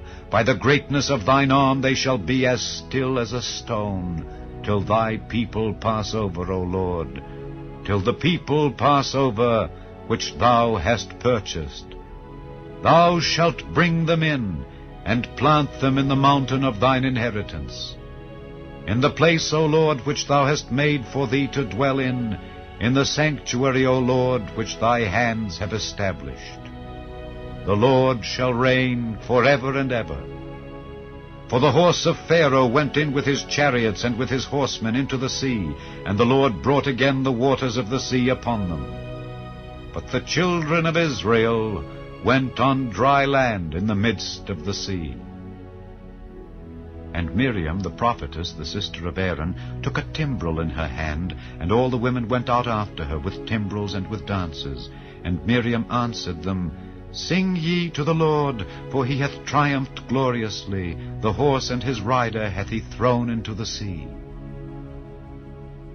So Moses brought Israel from the Red Sea, and they went out into the wilderness of Shur. And they went 3 days in the wilderness, and found no water. And when they came to Merah, they could not drink of the waters of Merah, for they were bitter. Therefore the name of it was called Merah. And the people murmured against Moses, saying, What shall we drink? And he cried unto the Lord, and the Lord showed him a tree, which when he had cast into the waters were made sweet. There he made for them a statute and an ordinance, and there he proved them, and said, If thou wilt diligently hearken to the voice of the Lord thy God, and wilt do that which is right in his sight, and wilt give ear to his commandments, and keep all his statutes, I will put none of these diseases upon thee, which I have brought upon the Egyptians. For I am the Lord that healeth thee. And they came to Elim, where were 12 wells of water, and 70 palm trees. And they encamped there by the waters. Chapter 60. And they took their journey from Elim, and all the congregation of the children of Israel came unto the wilderness of Sin, which is between Elim and Sinai, on the 15th day of the 2nd month after their departing out of the land of Egypt. And the whole congregation of the children of Israel murmured against Moses and Aaron in the wilderness. And the children of Israel said unto them, Would to God we had died by the hand of the Lord in the land of Egypt, when we sat by the flesh pots, and when we did eat bread to the full. For ye have brought us forth into this wilderness to kill this whole assembly with hunger. Then said the Lord unto Moses, Behold, I will rain bread from heaven for you, and the people shall go out and gather a certain rate every day, that I may prove them whether they will walk in my law or no. And it shall come to pass that on the 6th day they shall prepare that which they bring in, and it shall be twice as much as they gather daily. And Moses and Aaron said unto all the children of Israel, At even, then ye shall know that the Lord hath brought you out from the land of Egypt. And in the morning, then ye shall see the glory of the Lord, for that he heareth your murmurings against the Lord. And what are we that ye murmur against us? And Moses said, This shall be, when the Lord shall give you in the evening flesh to eat, and in the morning bread to the full. For that the Lord heareth your murmurings which ye murmur against him. And what are we? Your murmurings are not against us, but against the Lord. And Moses spake unto Aaron, Say unto all the congregation of the children of Israel, Come near before the Lord, for he hath heard your murmurings. And it came to pass, as Aaron spake unto the whole congregation of the children of Israel, that they looked toward the wilderness, and behold, the glory of the Lord appeared in the cloud. And the Lord spake unto Moses, saying, I have heard the murmurings of the children of Israel. Speak unto them, saying, At even ye shall eat flesh, and in the morning ye shall be filled with bread, and ye shall know that I am the Lord your God. And it came to pass that at even the quails came up and covered the camp. And in the morning the dew lay round about the host. And when the dew that lay was gone up, behold, upon the face of the wilderness there lay a small round thing, as small as the hoarfrost on the ground. And when the children of Israel saw it, they said one to another, It is manna, for they wist not what it was. And Moses said unto them, This is the bread which the Lord hath given you to eat. This is the thing which the Lord hath commanded. Gather of it every man according to his eating, an omer for every man, according to the number of your persons. Take ye every man for them which are in his tents. And the children of Israel did so, and gathered, some more, some less. And when they did meet it with an omer, he that gathered much had nothing over, and he that gathered little had no lack. They gathered every man according to his eating. And Moses said, Let no man leave of it till the morning. Notwithstanding, they hearkened not unto Moses, but some of them left of it until the morning, and it bred worms and stank. And Moses was wroth with them. And they gathered it every morning, every man according to his eating. And when the sun waxed hot, it melted. And it came to pass that on the 6th day they gathered twice as much bread, 2 omers for one man. And all the rulers of the congregation came and told Moses. And he said unto them, This is that which the Lord hath said. Tomorrow is the rest of the holy Sabbath unto the Lord. Bake that which ye will bake today, and seethe that ye will seethe, and that which remaineth over lay up for you to be kept until the morning. And they laid it up till the morning, as Moses bade, and it did not stink, neither was there any worm therein. And Moses said, Eat that today, for today is a Sabbath unto the Lord. Today ye shall not find it in the field. 6 days ye shall gather it, but on the 7th day, which is the Sabbath, in it there shall be none. And it came to pass that there went out some of the people on the 7th day for to gather, and they found none. And the Lord said unto Moses, How long refuse ye to keep my commandments and my laws? See, for that the Lord hath given you the Sabbath, therefore he giveth you on the 6th day the bread of 2 days. Abide ye every man in his place, let no man go out of his place on the 7th day. So the people rested on the 7th day. And the house of Israel called the name thereof manna, and it was like coriander seed, white, and the taste of it was like wafers made with honey. And Moses said, This is the thing which the Lord commandeth. Fill an omer of it, to be kept for your generations, that they may see the bread wherewith I have fed you in the wilderness, when I brought you forth from the land of Egypt. And Moses said unto Aaron, Take a pot, and put an omer full of manna therein, and lay it up before the Lord, to be kept for your generations. As the Lord commanded Moses, so Aaron laid it up before the testimony, to be kept. And the children of Israel did eat manna 40 years, until they came to a land inhabited. They did eat manna until they came unto the borders of the land of Canaan. Now an omer is the 10th part of an ephah. Chapter 17. And all the congregation of the children of Israel journeyed from the wilderness of Sin after their journeys according to the commandment of the Lord, and pitched in Rephidim. And there was no water for the people to drink. Wherefore the people did chide with Moses, and said, Give us water, that we may drink. And Moses said unto them, Why chide ye with me? Wherefore do ye tempt the Lord? And the people thirsted there for water, and the people murmured against Moses, and said, Wherefore is this that thou hast brought us up out of Egypt, to kill us and our children and our cattle with thirst? And Moses cried unto the Lord, saying, What shall I do unto this people? They be almost ready to stone me. And the Lord said unto Moses, Go on before the people, and take with thee of the elders of Israel. And thy rod, wherewith thou smotest the river, take in thine hand, and go. Behold, I will stand before thee there upon the rock in Horeb. And thou shalt smite the rock, and there shall come water out of it, that the people may drink. And Moses did so in the sight of the elders of Israel. And he called the name of the place Massah and Meribah, because of the chiding of the children of Israel, and because they tempted the Lord, saying, Is the Lord among us or not? Then came Amalek, and fought with Israel in Rephidim. And Moses said unto Joshua, Choose us out men, and go out, fight with Amalek. Tomorrow I will stand on the top of the hill with the rod of God in mine hand. So Joshua did as Moses had said to him, and fought with Amalek. And Moses, Aaron, and Hur went up to the top of the hill. And it came to pass, when Moses held up his hand, that Israel prevailed. And when he let down his hand, Amalek prevailed. But Moses' hands were heavy. And they took a stone, and put it under him, and he sat thereon. And Aaron and Hur stayed up his hands, the one on the one side, and the other on the other side. And his hands were steady until the going down of the sun. And Joshua discomfited Amalek and his people with the edge of the sword.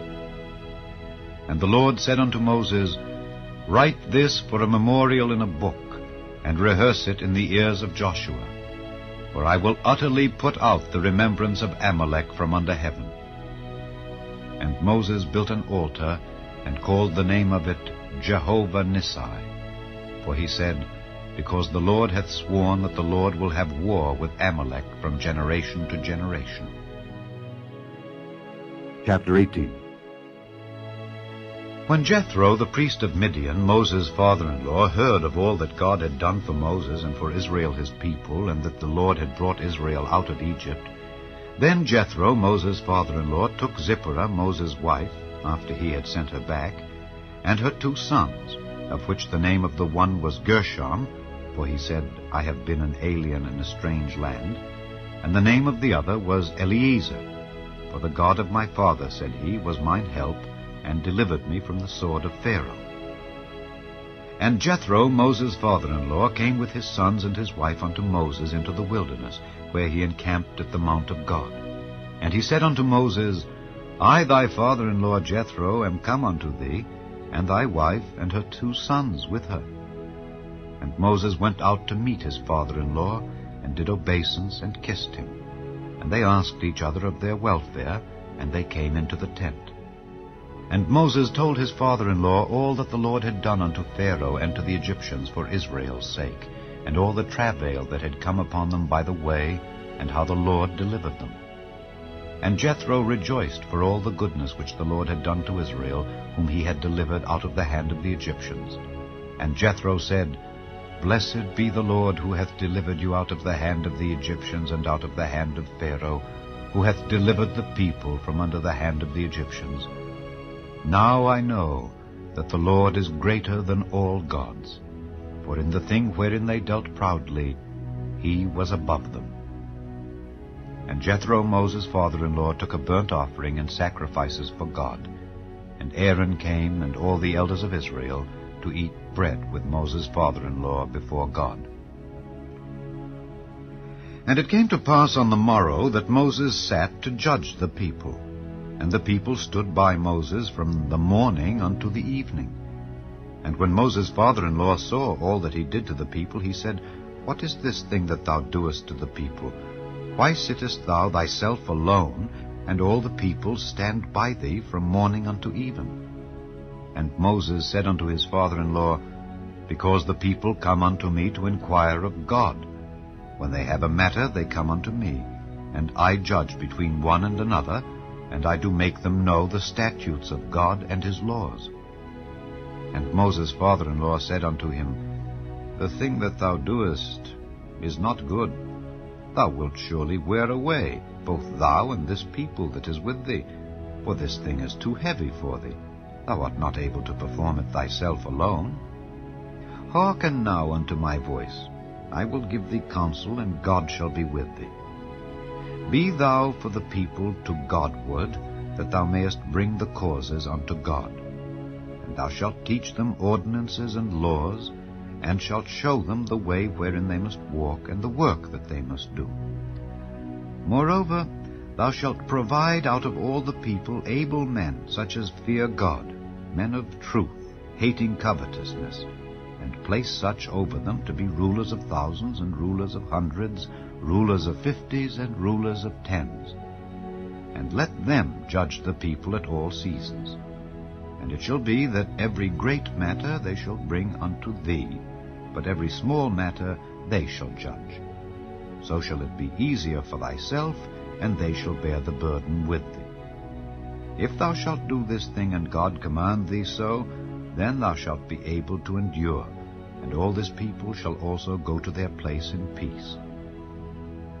So Moses hearkened to the voice of his father-in-law, and did all that he had said. And Moses chose able men out of all Israel, and made them heads over the people, rulers of thousands, rulers of hundreds, rulers of 50s, and rulers of 10s. And they judged the people at all seasons.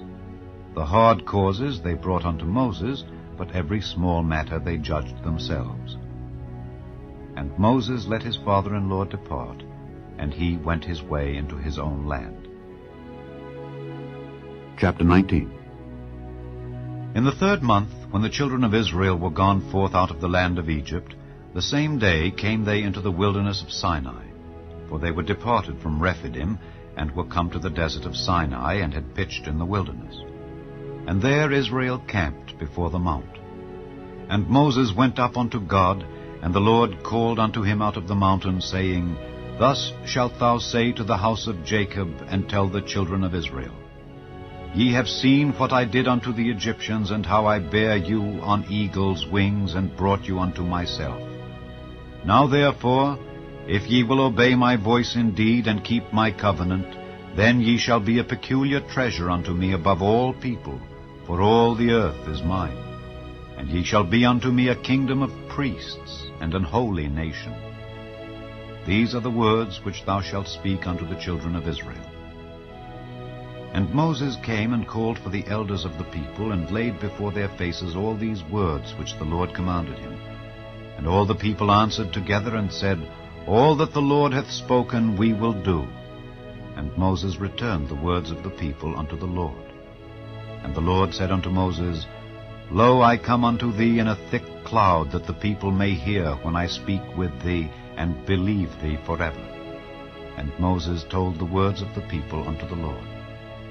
And the Lord said unto Moses, Go unto the people, and sanctify them today and tomorrow, and let them wash their clothes, and be ready against the 3rd day.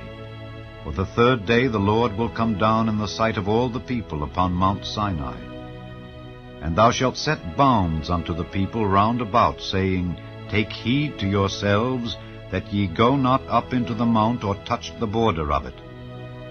Whosoever toucheth the mount shall be surely put to death.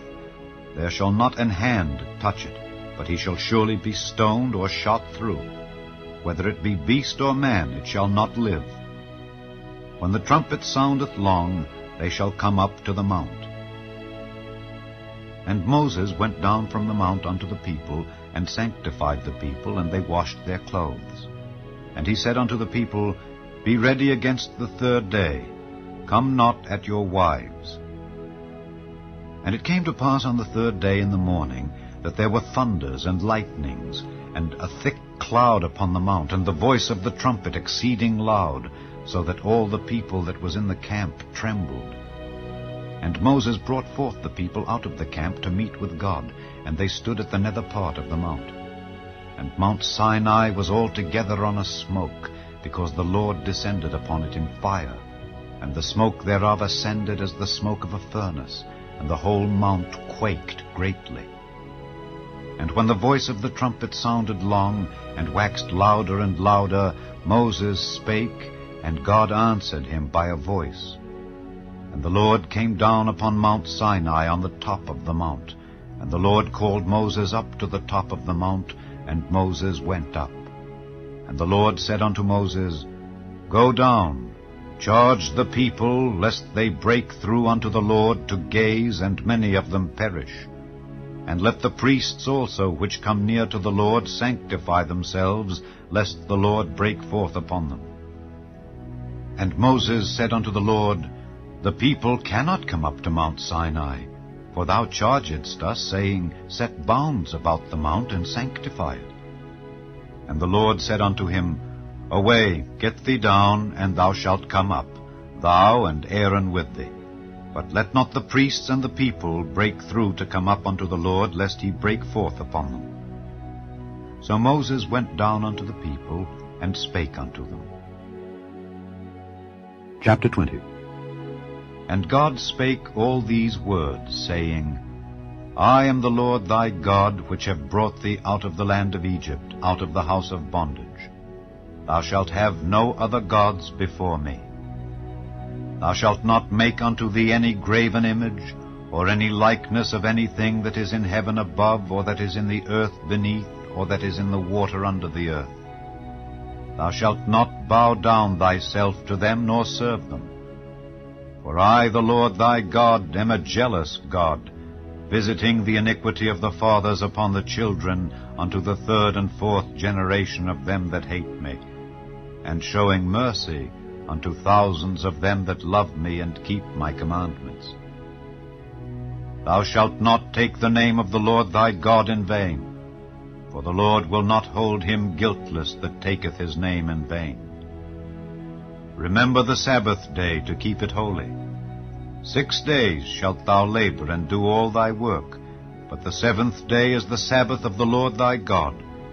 In it thou shalt not do any work, thou, nor thy son, nor thy daughter, thy manservant, nor thy maidservant, nor thy cattle, nor thy stranger that is within thy gates.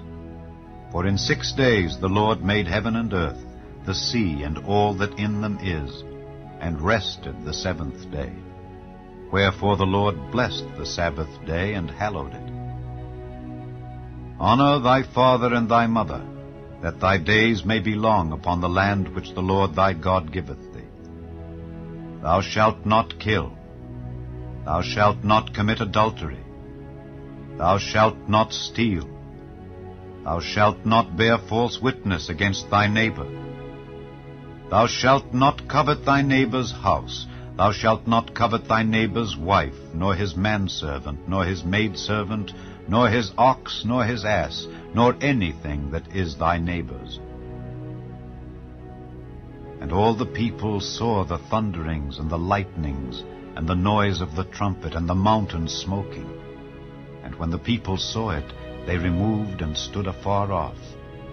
And they said unto Moses, Speak thou with us, and we will hear, but let not God speak with us, lest we die.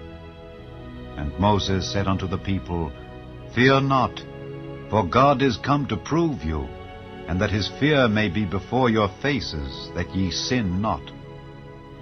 And the people stood afar off, and Moses drew near unto the thick darkness where God was.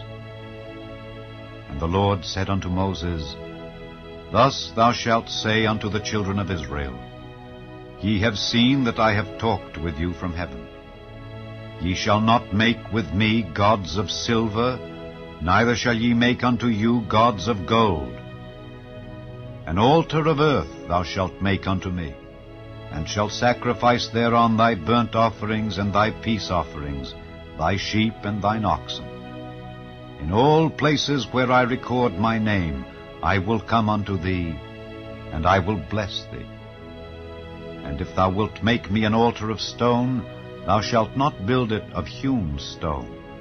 For if thou lift up thy tool upon it, thou hast polluted it. Neither shalt thou go up by steps unto mine altar, that thy nakedness be not discovered thereon. Chapter 21. Now these are the judgments which thou shalt set before them. If thou buy an Hebrew servant, 6 years he shall serve, and in the 7th he shall go out free for nothing. If he came in by himself, he shall go out by himself.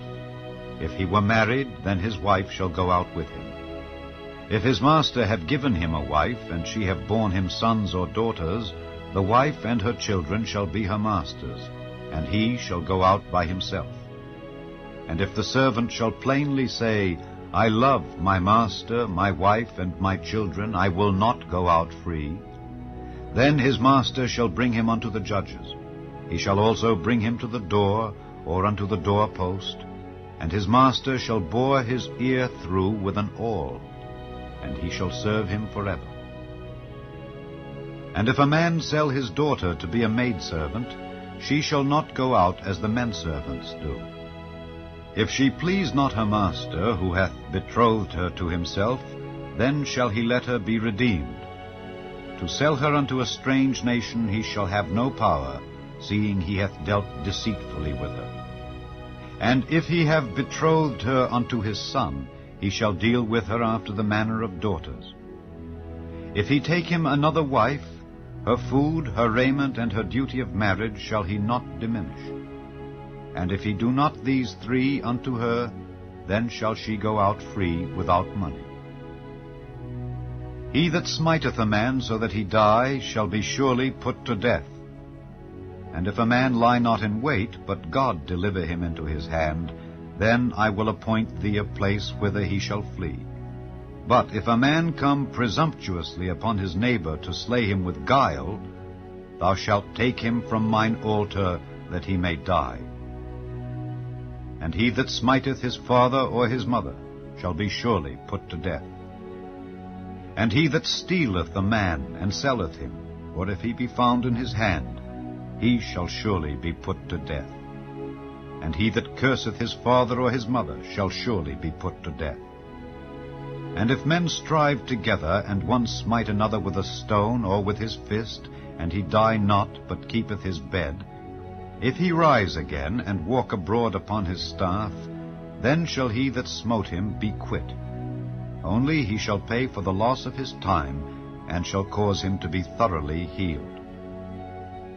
And if a man smite his servant or his maid with a rod, and he die under his hand, he shall be surely punished. Notwithstanding, if he continue a day or 2, he shall not be punished, for he is his money. If men strive and hurt a woman with child, so that her fruit depart from her, and yet no mischief follow, he shall be surely punished according as the woman's husband will lay upon him, and he shall pay as the judges determine. And if any mischief follow, then thou shalt give life for life, eye for eye, tooth for tooth, hand for hand, foot for foot, burning for burning, wound for wound, stripe for stripe. And if a man smite the eye of his servant, or the eye of his maid, that it perish, he shall let him go free for his eye's sake. And if he smite out his manservant's tooth, or his maidservant's tooth, he shall let him go free for his tooth's sake. If an ox gore a man or a woman, that they die, then the ox shall be surely stoned, and his flesh shall not be eaten, but the owner of the ox shall be quit.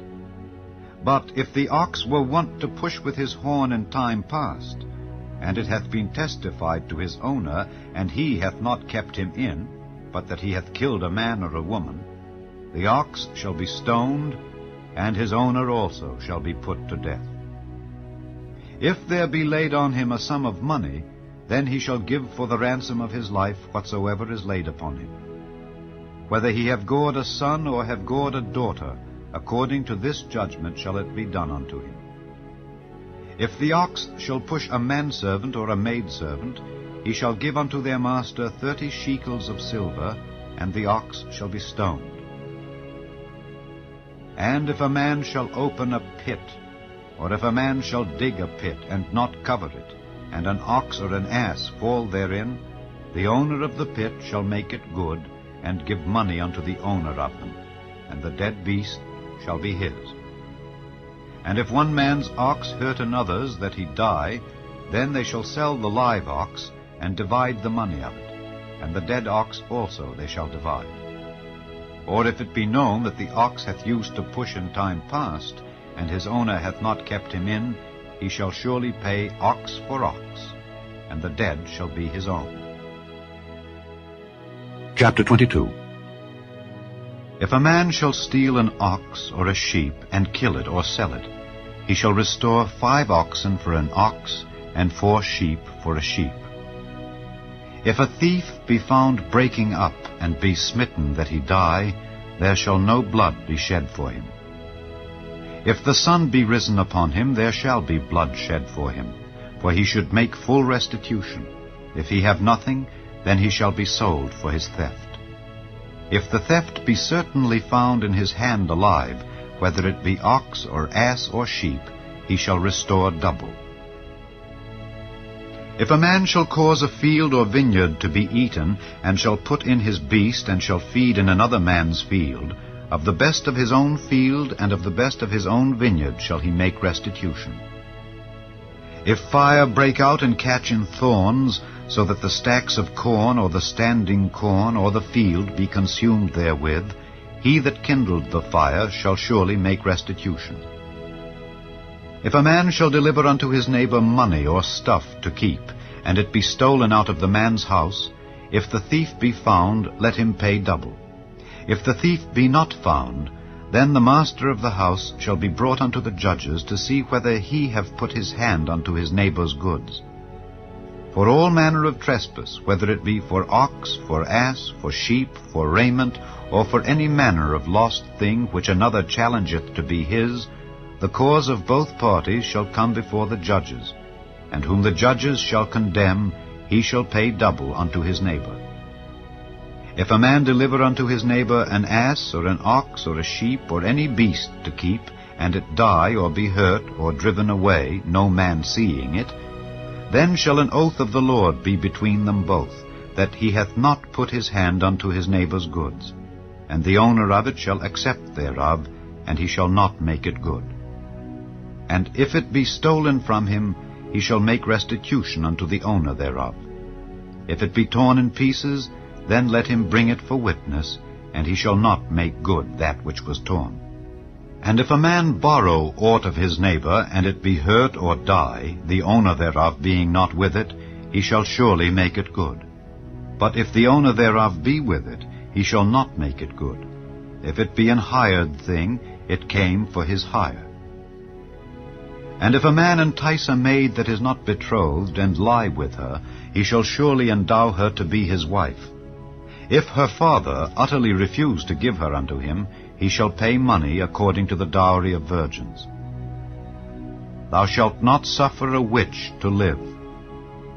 Whosoever lieth with a beast shall surely be put to death. He that sacrificeth unto any god save unto the Lord only, he shall be utterly destroyed.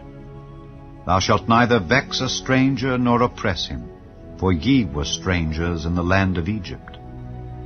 Ye shall not afflict any widow or fatherless child.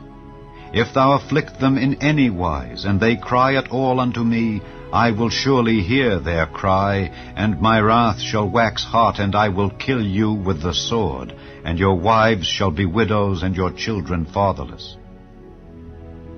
If thou lend money to any of my people that is poor by thee, thou shalt not be to him as an usurer, neither shalt thou lay upon him usury. If thou at all take thy neighbor's raiment to pledge, thou shalt deliver it unto him by that the sun goeth down. For that is his covering only, it is his raiment for his skin. Wherein shall he sleep? And it shall come to pass when he crieth unto me, that I will hear, for I am gracious. Thou shalt not revile the gods, nor curse the ruler of thy people. Thou shalt not delay to offer the first of thy ripe fruits and of thy liquors. The firstborn of thy sons shalt thou give unto me. Likewise shalt thou do with thine oxen and with thy sheep. 7 days it shall be with his dam. On the 8th day thou shalt give it me. And ye shall be holy men unto me. Neither shall ye eat any flesh that is torn of beasts in the field. Ye shall cast it to the dogs. Chapter 23. Thou shalt not raise a false report. Put not thine hand with the wicked to be an unrighteous witness. Thou shalt not follow a multitude to do evil, neither shalt thou speak in a cause to decline after many to wrest judgment. Neither shalt thou countenance a poor man in his cause. If thou meet thine enemy's ox or his ass going astray, thou shalt surely bring it back to him again. If thou see the ass of him that hateth thee lying under his burden, and wouldest forbear to help him, thou shalt surely help with him. Thou shalt not wrest the judgment of thy poor in his cause. Keep thee far from a false matter, and the innocent and righteous slay thou not, for I will not justify the wicked. And thou shalt take no gift, for the gift blindeth the wise, and perverteth the words of the righteous. Also thou shalt not oppress a stranger, for ye know the heart of a stranger, seeing ye were strangers in the land of Egypt. And 6 years thou shalt sow thy land, and shalt gather in the fruits thereof. But the 7th year thou shalt let it rest and lie still, that the poor of thy people may eat, and what they leave the beasts of the field shall eat. In like manner thou shalt deal with thy vineyard and with thy olive yard. 6 days thou shalt do thy work, and on the 7th day thou shalt rest, that thine ox and thine ass may rest, and the son of thy handmaid and the stranger may be refreshed. And in all things that I have said unto you, be circumspect, and make no mention of the name of other gods, neither let it be heard out of thy mouth. 3 times thou shalt keep a feast unto me in the year. Thou shalt keep the feast of unleavened bread. Thou shalt eat unleavened bread 7 days, as I commanded thee, in the time appointed of the month Abib, for in it thou camest out from Egypt, and none shall appear before me empty. And the feast of harvest, the first fruits of thy labors which thou hast sown in the field, and the feast of ingathering, which is in the end of the year, when thou hast gathered in thy labors out of the field. 3 times in the year all thy males shall appear before the Lord God. Thou shalt not offer the blood of my sacrifice with leavened bread, neither shall the fat of my sacrifice remain until the morning. The first of the first fruits of thy land thou shalt bring into the house of the Lord thy God. Thou shalt not see the kid in his mother's milk. Behold, I send an angel before thee to keep thee in the way, and to bring thee into the place which I have prepared. Beware of him, and obey his voice. Provoke him not, for he will not pardon your transgressions, for my name is in him. But if thou shalt indeed obey his voice, and do all that I speak, then I will be an enemy unto thine enemies, and an adversary unto thine adversaries. For mine angel shall go before thee, and bring thee in unto the Amorites, and the Hittites, and the Perizzites, and the Canaanites, and the Hivites, and the Jebusites, and I will cut them off. Thou shalt not bow down to their gods, nor serve them, nor do after their works, but thou shalt utterly overthrow them, and quite break down their images. And ye shall serve the Lord your God, and he shall bless thy bread and thy water, and I will take sickness away from the midst of thee. There shall nothing cast their young, nor be barren in thy land. The number of thy days I will fulfill. I will send my fear before thee, and will destroy all the people to whom thou shalt come, and I will make all thine enemies turn their backs unto thee. And I will send hornets before thee, which shall drive out the Hivite, the Canaanite, and the Hittite from before thee. I will not drive them out from before thee in 1 year, lest the land become desolate, and the beast of the field multiply against thee. By little and little I will drive them out from before thee, until thou be increased, and inherit the land. And I will set thy bounds from the Red Sea even unto the sea of the Philistines, and from the desert unto the river. For I will deliver the inhabitants of the land into your hand, and thou shalt drive them out before thee. Thou shalt make no covenant with them, nor with their gods. They shall not dwell in thy land, lest they make thee sin against me. For if thou serve their gods, it will surely be a snare unto thee. Chapter 24. And he said unto Moses, Come up unto the Lord, thou and Aaron, Nadab and Abihu, and 70 of the elders of Israel, and worship ye afar off. And Moses alone shall near the Lord, but they shall not come nigh, neither shall the people go up with him. And Moses came and told the people all the words of the Lord and all the judgments, and all the people answered with one voice and said, All the words which the Lord hath said will we do. And Moses wrote all the words of the Lord, and rose up early in the morning, and builded an altar under the hill, and 12 pillars according to the 12 tribes of Israel. And he sent young men of the children of Israel, which offered burnt offerings and sacrificed peace offerings of oxen unto the Lord. And Moses took half of the blood, and put it in basins, and half of the blood he sprinkled on the altar. And he took the book of the covenant, and read in the audience of the people. And they said, All that the Lord hath said will we do, and be obedient. And Moses took the blood and sprinkled it on the people, and said, Behold the blood of the covenant which the Lord hath made with you concerning all these words. Then went up Moses and Aaron, Nadab and Abihu, and 70 of the elders of Israel, and they saw the God of Israel. And there was under his feet as it were a paved work of a sapphire stone, and as it were the body of heaven in his clearness. And upon the nobles of the children of Israel he laid not his hand. Also they saw God, and did eat and drink. And the Lord said unto Moses, Come up to me into the mount, and be there. And I will give thee tables of stone, and a law and commandments which I have written, that thou mayest teach them. And Moses rose up, and his minister Joshua, and Moses went up into the mount of God. And he said unto the elders, Tarry ye here for us until we come again unto you. And behold, Aaron and Hur are with you. If any man have any matters to do, let him come unto them. And Moses went up into the mount, and a cloud covered the mount. And the glory of the Lord abode upon Mount Sinai, and the cloud covered it 6 days. And the 7th day he called unto Moses out of the midst of the cloud. And the sight of the glory of the Lord was like devouring fire on the top of the mount in the eyes of the children of Israel.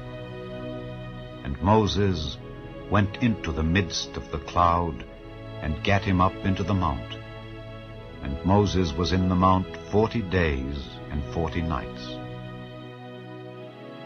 Chapter 25. And the Lord spake unto Moses, saying, Speak unto the children of Israel, that they bring me an offering. Of every man that giveth it willingly with his heart ye shall take my offering. And this is the offering which ye shall take of them: gold and silver and brass and blue and purple and scarlet and fine linen and goat's hair, and rams' skins dyed red, and badgers' skins and shittim wood, oil for the light, spices for anointing oil, and for sweet incense, onyx stones and stones to be set in the ephod and in the breastplate. And let them make me a sanctuary, that I may dwell among them. according to all that I show thee, after the pattern of the tabernacle and the pattern of all the instruments thereof, even so shall ye make it. And they shall make an ark of shittim wood. 2 cubits and a half shall be the length thereof, and 1 cubit and a half the breadth thereof, and 1 cubit and a half the height thereof. And thou shalt overlay it with pure gold, within and without shalt thou overlay it, and shalt make upon it a crown of gold round about. And thou shalt cast 4 rings of gold for it, and put them in the 4 corners thereof. And 2 rings shall be in the one side of it, and 2 rings in the other side of it. And thou shalt make staves of shittim wood, and overlay them with gold. And thou shalt put the staves into the rings by the sides of the ark, that the ark may be borne with them. The staves shall be in the rings of the ark, they shall not be taken from it. And thou shalt put into the ark the testimony which I shall give thee. And thou shalt make a mercy seat of pure gold. 2 cubits and a half shall be the length thereof, and 1 cubit and a half the breadth thereof. And thou shalt make 2 cherubims of gold, of beaten work shalt thou make them, in the 2 ends of the mercy seat. And make 1 cherub on the one end, and the other cherub on the other end. Even of the mercy seat shall ye make the cherubims on the 2 ends thereof. And the cherubims shall stretch forth their wings on high, covering the mercy seat with their wings, and their faces shall look one to another. Toward the mercy seat shall the faces of the cherubims be.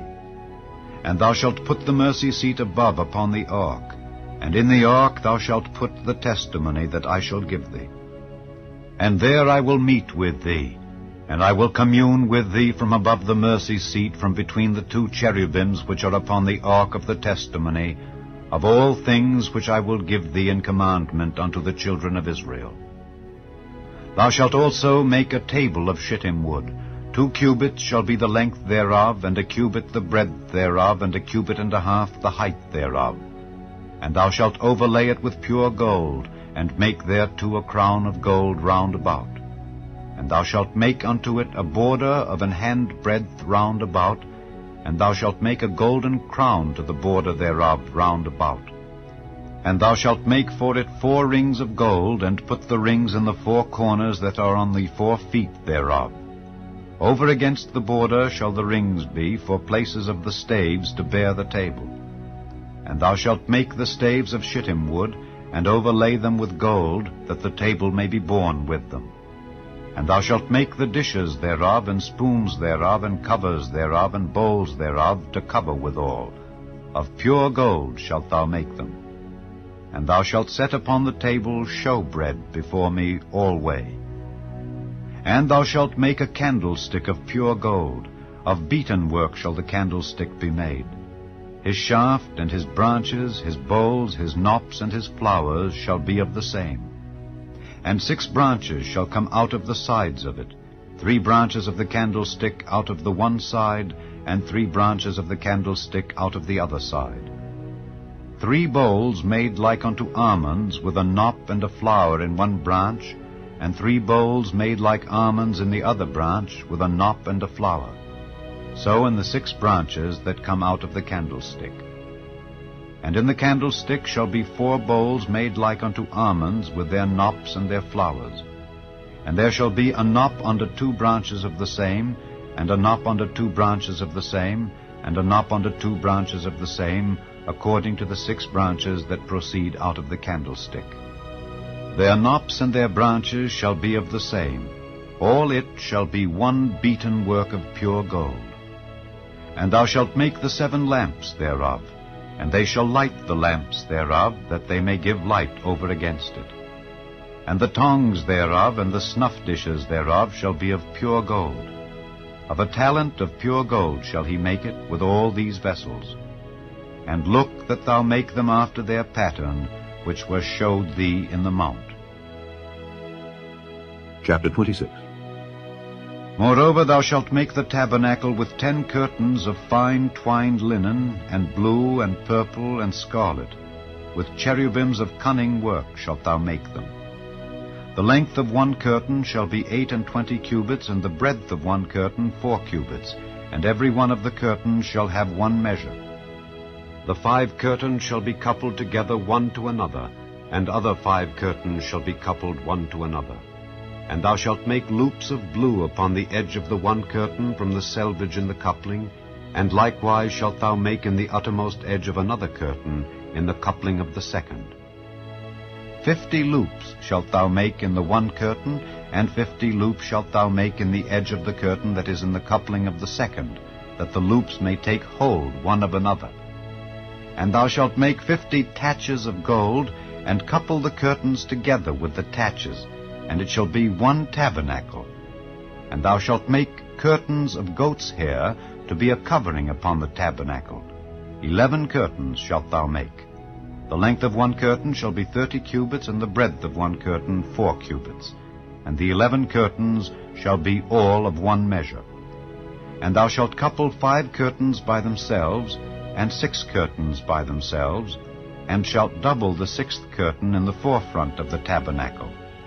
And thou shalt make 50 loops on the edge of the one curtain that is outmost in the coupling, and 50 loops in the edge of the curtain which coupleth the second. And thou shalt make 50 taches of brass, and put the taches into the loops, and couple the tent together, that it may be one. And the remnant that remaineth of the curtains of the tent, the half curtain that remaineth, shall hang over the back side of the tabernacle. And a cubit on the one side, and a cubit on the other side of that which remaineth in the length of the curtains of the tent, it shall hang over the sides of the tabernacle on this side and on that side, to cover it. And thou shalt make a covering for the tent of rams' skins dyed red, and a covering above of badgers' skins. And thou shalt make boards for the tabernacle of shittim wood standing up. 10 cubits shall be the length of a board, and a cubit and a half shall be the breadth of one board. 2 tenons shall there be in one board, set in order one against another. Thus shalt thou make for all the boards of the tabernacle. And thou shalt make the boards for the tabernacle 20 boards on the south side southward. And thou shalt make 40 sockets of silver under the 20 boards, 2 sockets under one board for his 2 tenons, and 2 sockets under another board for his 2 tenons. And for the second side of the tabernacle on the north side there shall be 20 boards. And there 40 sockets of silver, 2 sockets under one board, and 2 sockets under another board. And for the sides of the tabernacle westward thou shalt make 6 boards.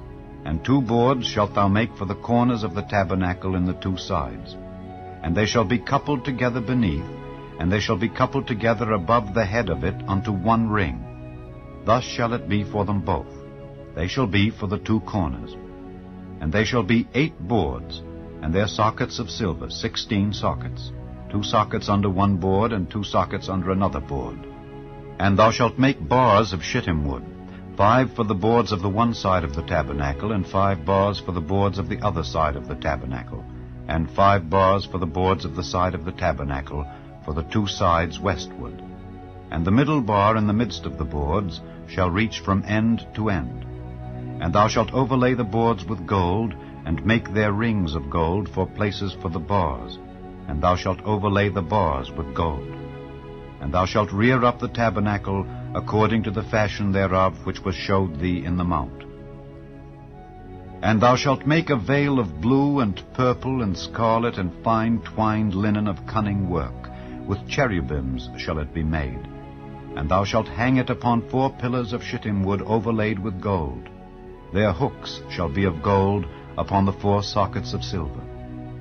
And thou shalt hang up the veil under the taches, that thou mayest bring in thither within the veil the ark of the testimony. And the veil shall divide unto you between the holy place and the most holy. And thou shalt put the mercy seat upon the ark of the testimony in the most holy place. And thou shalt set the table without the veil, and the candlestick over against the table on the side of the tabernacle toward the south. And thou shalt put the table on the north side. And thou shalt make an hanging for the door of the tent of blue and purple and scarlet and fine twined linen wrought with needlework. And thou shalt make for the hanging 5 pillars of shittim wood, and overlay them with gold, and their hooks shall be of gold. And thou shalt cast 5 sockets of brass for them. Chapter 27. And thou shalt make an altar of shittim wood, 5 cubits long and 5 cubits broad. The altar shall be 80, and the height thereof shall be 3 cubits. And thou shalt make the horns of it upon the 4 corners thereof. His horns shall be of the same, and thou shalt overlay it with brass. And thou shalt make his pans to receive his ashes, and his shovels, and his basins, and his flesh hooks, and his fire pans. All the vessels thereof thou shalt make of brass. And thou shalt make for it a grate of network of brass. And upon the net shalt thou make 4 brazen rings in the 4 corners thereof. And thou shalt put it under the compass of the altar beneath, that the net may be even to the midst of the altar. And thou shalt make staves for the altar, staves of shittim wood, and overlay them with brass. And the staves shall be put into the rings, and the staves shall be upon the 2 sides of the altar to bear it. Hollow with boards shalt thou make it, as it was showed thee in the mount, so shall they make it. And thou shalt make the court of the tabernacle. For the south side southward there shall be hangings for the court of fine twined linen of 100 cubits long for one side. And the 20 pillars thereof and their 20 sockets shall be of brass. The hooks of the pillars and their fillets shall be of silver. And likewise for the north side in length there shall be hangings of 100 cubits long, and his 20 pillars and their 20 sockets of brass, the hooks of the pillars and their fillets of silver.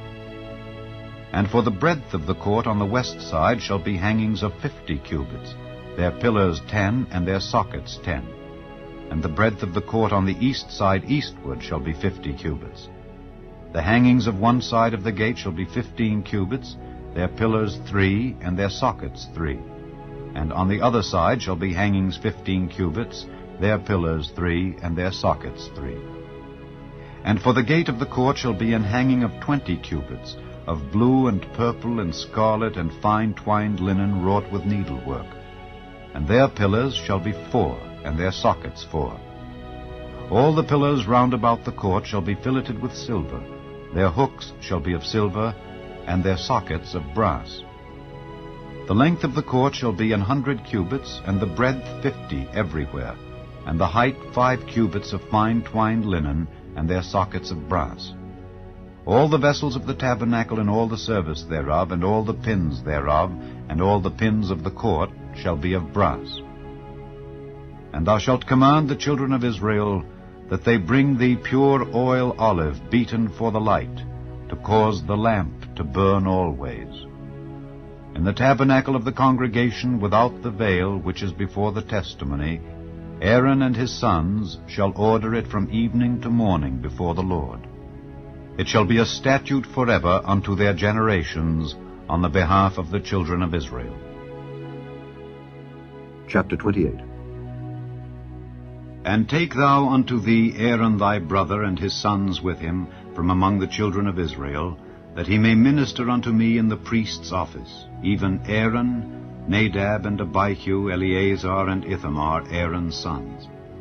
And thou shalt make holy garments for Aaron thy brother, for glory and for beauty. And thou shalt speak unto all that are wise-hearted, whom I have filled with the spirit of wisdom, that they may make Aaron's garments to consecrate him, that he may minister unto me in the priest's office.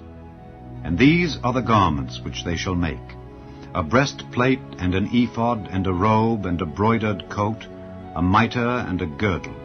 And they shall make holy garments for Aaron thy brother and his sons, that he may minister unto me in the priest's office.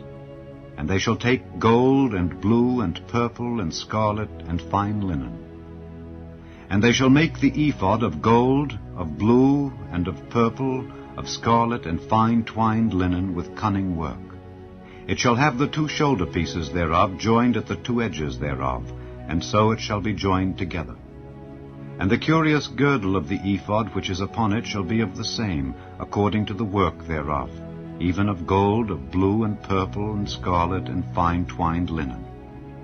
And thou shalt take 2 onyx stones, and grave on them the names of the children of Israel, 6 of their names on one stone, and the other 6 names of the rest on the other stone, according to their birth.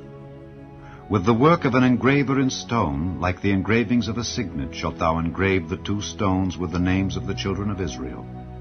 Thou shalt make them to be set in ouches of gold. And thou shalt put the 2 stones upon the shoulders of the ephod for stones of memorial unto the children of Israel. And Aaron shall bear their names before the Lord upon his 2 shoulders for a memorial. And thou shalt make ouches of gold, and 2 chains of pure gold at the ends. Of wreathen work shalt thou make them, and fasten the wreathen chains to the ouches. And thou shalt make the breastplate of judgment with cunning work. After the work of the ephod thou shalt make it, of gold, of blue, and of purple, and of scarlet, and of fine twined linen shalt thou make it. 4 square it shall be, being doubled. A span shall be the length thereof, and a span shall be the breadth thereof. And thou shalt set in it settings of stones, even 4 rows of stones. The first row shall be a sardius, a topaz, and a carbuncle. This shall be the first row. And the second row shall be an emerald, a sapphire, and a diamond. And the third row a ligure, an agate, and an amethyst. And the 4th row a beryl, and an onyx, and a jasper. They shall be set in gold in their enclosings. And the stones shall be with the names of the children of Israel, 12 according to their names, like the engravings of a signet. Every one with his name shall they be according to the 12 tribes. And thou shalt make upon the breastplate chains at the ends of wreathen work of pure gold.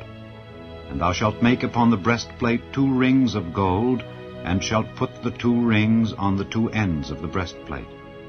And thou shalt put the 2 wreathen chains of gold in the 2 rings which are on the ends of the breastplate. And the other 2 ends of the 2 wreathen chains thou shalt fasten in the 2 ouches, and put them on the shoulder pieces of the ephod before it.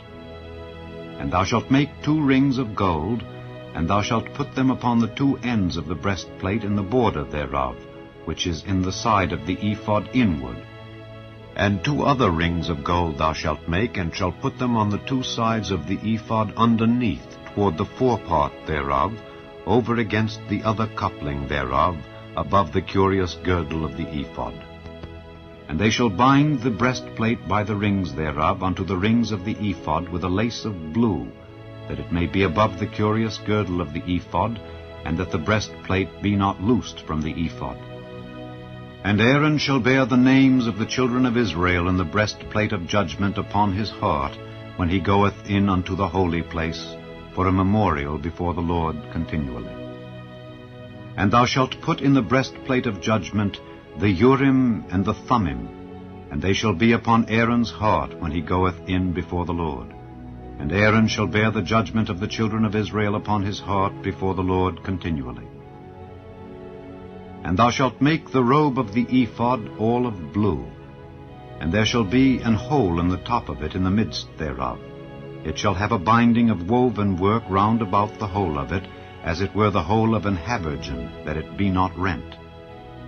And beneath upon the hem of it thou shalt make pomegranates of blue, and of purple, and of scarlet round about the hem thereof, and bells of gold between them round about, a golden bell and a pomegranate, a golden bell and a pomegranate upon the hem of the robe round about. And it shall be upon Aaron to minister, and his sound shall be heard when he goeth in unto the holy place before the Lord, and when he cometh out, that he die not. And thou shalt make a plate of pure gold, and grave upon it, like the engravings of a signet, Holiness to the Lord. And thou shalt put it on a blue lace, that it may be upon the mitre, upon the forefront of the mitre it shall be. And it shall be upon Aaron's forehead, that Aaron may bear the iniquity of the holy things which the children of Israel shall hallow in all their holy gifts. And it shall be always upon his forehead, that they may be accepted before the Lord. And thou shalt embroider the coat of fine linen, and thou shalt make the mitre of fine linen, and thou shalt make the girdle of needlework. And for Aaron's sons thou shalt make coats, and thou shalt make for them girdles, and bonnets shalt thou make for them, for glory and for beauty.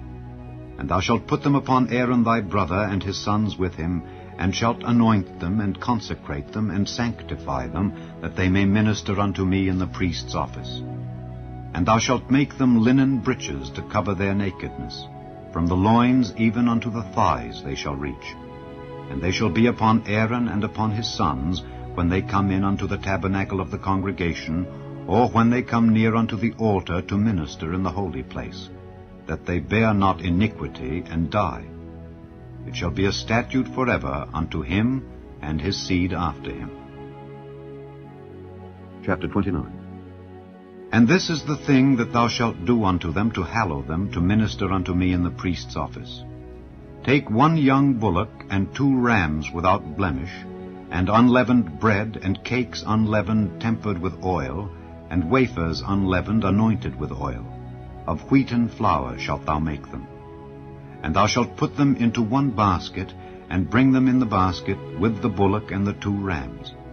And Aaron and his sons thou shalt bring unto the door of the tabernacle of the congregation, and shalt wash them with water. And thou shalt take the garments, and put upon Aaron the coat, and the robe of the ephod, and the breastplate, and gird him with the curious girdle of the ephod. And thou shalt put the mitre upon his head, and put the holy crown upon the mitre. Then shalt thou take the anointing oil, and pour it upon his head, and anoint him. And thou shalt bring his sons, and put coats upon them. And thou shalt gird them with girdles, Aaron and his sons, and put the bonnets on them. And the priest's office shall be theirs for a perpetual statute, and thou shalt consecrate Aaron and his sons. And thou shalt cause a bullock to be brought before the tabernacle of the congregation, and Aaron and his sons shall put their hands upon the head of the bullock. And thou shalt kill the bullock before the Lord by the door of the tabernacle of the congregation. And thou shalt take of the blood of the bullock, and put it upon the horns of the altar with thy finger, and pour all the blood beside the bottom of the altar. And thou shalt take all the fat that covereth the inwards, and the caul that is above the liver, and the 2 kidneys, and the fat that is upon them, and burn them upon the altar. But the flesh of the bullock, and his skin, and his dung, shalt thou burn with fire without the camp. It is a sin offering. Thou shalt also take 1 ram, and Aaron and his sons shall put their hands upon the head of the ram. And thou shalt slay the ram, and thou shalt take his blood, and sprinkle it round about upon the altar. And thou shalt cut the ram in pieces, and wash the inwards of him and his legs, and put them unto his pieces, and unto his head. And thou shalt burn the whole ram upon the altar. It is a burnt offering unto the Lord. It is a sweet savour, an offering made by fire unto the Lord. And thou shalt take the other ram, and Aaron and his sons shall put their hands upon the head of the ram. Then shalt thou kill the ram, and take of his blood, and put it upon the tip of the right ear of Aaron, and upon the tip of the right ear of his sons, and upon the thumb of their right hand, and upon the great toe of their right foot, and sprinkle the blood upon the altar round about. And thou shalt take of the blood that is upon the altar, and of the anointing oil, and sprinkle it upon Aaron, and upon his garments, and upon his sons, and upon the garments of his sons with him. And he shall be hallowed, and his garments, and his sons' garments with him. Also thou shalt take of the ram the fat and the rump, and the fat that covereth the inwards, and the caul above the liver, and the 2 kidneys, and the fat that is upon them, and the right shoulder, for it is a ram of consecration. And 1 loaf of bread, and 1 cake of oiled bread, and 1 wafer out of the basket of the unleavened bread that is before the Lord. And thou shalt put all in the hands of Aaron, and in the hands of his sons, and shalt wave them for a wave offering before the Lord. And thou shalt receive them of their hands, and burn them upon the altar for a burnt offering, for a sweet savour before the Lord. It is an offering made by fire unto the Lord. And thou shalt take the breast of the ram of Aaron's consecration, and wave it for a wave offering before the Lord, and it shall be thy part. And thou shalt sanctify the breast of the wave offering, and the shoulder of the heave offering, which is waved and which is heaved up of the ram of the consecration, even of that which is for Aaron, and of that which is for his sons. And it shall be Aaron's and his sons by a statute forever from the children of Israel. For it is an heave offering, And it shall be an heave offering from the children of Israel of the sacrifice of their peace offerings, even their heave offering unto the Lord. And the holy garments of Aaron shall be his sons after him, to be anointed therein, and to be consecrated in them. And that son that is priest in his stead shall put them on 7 days, when he cometh into the tabernacle of the congregation to minister in the holy place. And thou shalt take the ram of the consecration, and seethe his flesh in the holy place. And Aaron and his sons shall eat the flesh of the ram, and the bread that is in the basket by the door of the tabernacle of the congregation. And they shall eat those things wherewith the atonement was made, to consecrate and to sanctify them. But a stranger shall not eat thereof, because they are holy. And if aught of the flesh of the consecrations or of the bread remain unto the morning, then thou shalt burn the remainder with fire. It shall not be eaten, because it is holy. And thus shalt thou do unto Aaron and to his sons, according to all things which I have commanded thee. 7 days shalt thou consecrate them. And thou shalt offer every day a bullock for a sin offering for atonement. And thou shalt cleanse the altar when thou hast made an atonement for it, and thou shalt anoint it to sanctify it. 7 days thou shalt make an atonement for the altar and sanctify it, and it shall be an altar most holy. Whatsoever toucheth the altar shall be holy. Now this is that which thou shalt offer upon the altar: 2 lambs of the first year, day by day, continually. The one lamb thou shalt offer in the morning, and the other lamb thou shalt offer at even. And with the one lamb 1/10 deal of flour mingled with the 4th part of an hin of beaten oil, and the 4th part of an hin of wine for a drink offering. And the other lamb thou shalt offer at even, and shalt do thereto according to the meat offering of the morning, and according to the drink offering thereof, for a sweet savour, an offering made by fire unto the Lord. This shall be a continual burnt offering throughout your generations at the door of the tabernacle of the congregation before the Lord, where I will meet you to speak there unto thee. And there I will meet with the children of Israel, and the tabernacle shall be sanctified by my glory. And I will sanctify the tabernacle of the congregation and the altar. I will sanctify also both Aaron and his sons to minister to me in the priest's office. And I will dwell among the children of Israel, and will be their God. And they shall know that I am the Lord their God, that brought them forth out of the land of Egypt, that I may dwell among them. I am the Lord their God. Chapter 30. And thou shalt make an altar to burn incense upon. Of shittim wood shalt thou make it. 1 cubit shall be the length thereof, and 1 cubit the breadth thereof. 4 shall it be, and 2 cubits shall be the height thereof. The horns thereof shall be of the same. And thou shalt overlay it with pure gold, the top thereof and the sides thereof round about, and the horns thereof. And thou shalt make unto it a crown of gold round about. And 2 golden rings shalt thou make to it under the crown of it, by the 2 corners thereof. Upon the 2 sides of it shalt thou make it. And they shall be for places for the staves to bear it withal. And thou shalt make the staves of shittim wood, and overlay them with gold. And thou shalt put it before the veil that is by the ark of the testimony, before the mercy seat that is over the testimony, where I will meet with thee. And Aaron shall burn thereon sweet incense every morning. When he dresseth the lamps, he shall burn incense upon it. And when Aaron lighteth the lamps at even, he shall burn incense upon it, a perpetual incense before the Lord throughout your generations. Ye shall offer no strange incense thereon, nor burnt sacrifice, nor meat offering, neither shall ye pour drink offering thereon. And Aaron shall make an atonement upon the horns of it once in a year with the blood of the sin offering of atonements. Once in the year shall he make atonement upon it throughout your generations. It is most holy unto the Lord. And the Lord spake unto Moses, saying, When thou takest the sum of the children of Israel after their number, then shall they give every man a ransom for his soul unto the Lord, when thou numberest them, that there be no plague among them when thou numberest them. This they shall give every one that passeth among them that are numbered, half a shekel after the shekel of the sanctuary. A shekel is 20 gerahs. And half shekel shall be the offering of the Lord. Every one that passeth among them that are numbered from 20 years old and above shall give an offering unto the Lord. The rich shall not give more, and the poor shall not give less than half a shekel, when they give an offering unto the Lord to make an atonement for your souls. And thou shalt take the atonement money of the children of Israel, and shalt appoint it for the service of the tabernacle of the congregation, that it may be a memorial unto the children of Israel before the Lord, to make an atonement for your souls.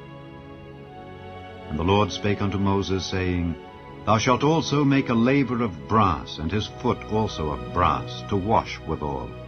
And thou shalt put it between the tabernacle of the congregation and the altar, and thou shalt put water therein. For Aaron and his sons shall wash their hands and their feet thereat. When they go into the tabernacle of the congregation, they shall wash with water, that they die not. Or when they come near to the altar to minister, to burn offering made by fire unto the Lord, so they shall wash their hands and their feet, that they die not. And it shall be a statute forever to them, even to him and to his seed throughout their generations.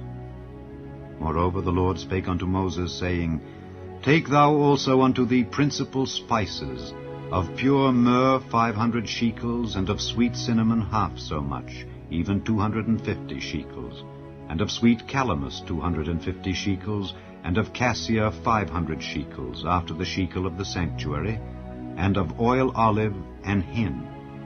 And thou shalt make it an oil of holy ointment, an ointment compound after the art of the apothecary. It shall be an holy anointing oil.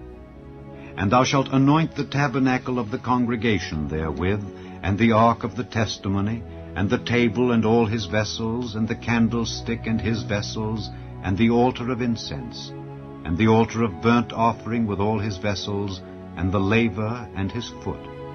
And thou shalt sanctify them, that they may be most holy. Whatsoever toucheth them shall be holy. And thou shalt anoint Aaron and his sons, and consecrate them, that they may minister unto me in the priest's office. And thou shalt speak unto the children of Israel, saying, This shall be an holy anointing oil unto me throughout your generations. Upon man's flesh shall it not be poured, neither shall ye make any other like it after the composition of it. It is holy, and it shall be holy unto you. Whosoever compoundeth any like it, or whosoever putteth any of it upon a stranger, shall even be cut off from his people. And the Lord said unto Moses, Take unto thee sweet spices, stacte, and onycha, and galbanum, these sweet spices with pure frankincense. Of each shall there be a like weight. And thou shalt make it a perfume, a confection after the art of the apothecary, tempered together, pure and holy. And thou shalt beat some of it very small, and put of it before the testimony in the tabernacle of the congregation, where I will meet with thee. It shall be unto you most holy. And as for the perfume which thou shalt make, ye shall not make to yourselves according to the composition thereof. It shall be unto thee holy for the Lord. Whosoever shall make like unto that, to smell thereto, shall even be cut off from his people. Chapter 31. And the Lord spake unto Moses, saying, See, I have called by name Bezaleel the son of Uri, the son of Hur, of the tribe of Judah. And I have filled him with the Spirit of God, in wisdom and in understanding and in knowledge and in all manner of workmanship, to devise cunning works, to work in gold and in silver and in brass, and in cutting of stones, to set them, and in carving of timber, to work in all manner of workmanship. And I, behold, I have given with him Aholiab, the son of Ahisamach, of the tribe of Dan. And in the hearts of all that are wise-hearted I have put wisdom, that they may make all that I have commanded thee. The tabernacle of the congregation, and the ark of the testimony, and the mercy seat that is thereupon, and all the furniture of the tabernacle, and the table and his furniture, and the pure candlestick with all his furniture, and the altar of incense, and the altar of burnt offering with all his furniture, and the laver and his foot, and the cloths of service, and the holy garments for Aaron the priest, and the garments of his sons to minister in the priest's office, and the anointing oil and sweet incense for the holy place. According to all that I have commanded thee shall they do. And the Lord spake unto Moses, saying, Speak thou also unto the children of Israel, saying, Verily my Sabbaths ye shall keep, for it is a sign between me and you throughout your generations, that ye may know that I am the Lord that doth sanctify you. Ye shall keep the Sabbath, therefore, for it is holy unto you. Every one that defileth it shall surely be put to death, for whosoever doeth any work therein, that soul shall be cut off from among his people. 6 days may work be done, but in the 7th is the Sabbath of rest, holy to the Lord. Whosoever doeth any work in the Sabbath day, he shall surely be put to death. Wherefore the children of Israel shall keep the Sabbath, to observe the Sabbath throughout their generations, for a perpetual covenant. It is a sign between me and the children of Israel forever. For in 6 days the Lord made heaven and earth, and on the 7th day he rested and was refreshed. And he gave unto Moses, when he had made an end of communing with him upon Mount Sinai, 2 tables of testimony, tables of stone written with the finger of God. Chapter 32. And when the people saw that Moses delayed to come down out of the mount, the people gathered themselves together unto Aaron, and said unto him, Up, make us gods which shall go before us. For as for this Moses, the man that brought us up out of the land of Egypt, we wot not what is become of him. And Aaron said unto them, Break off the golden earrings which are in the ears of your wives, of your sons, and of your daughters, and bring them unto me. And all the people brake off the golden earrings which were in their ears, and brought them unto Aaron. And he received them at their hand, and fashioned it with a graving tool, after he had made it a molten calf. And they said, These be thy gods, O Israel, which brought thee up out of the land of Egypt. And when Aaron saw it, he built an altar before it. And Aaron made proclamation, and said, Tomorrow is a feast to the Lord. And they rose up early on the morrow, and offered burnt offerings, and brought peace offerings. And the people sat down to eat and to drink, and rose up to play.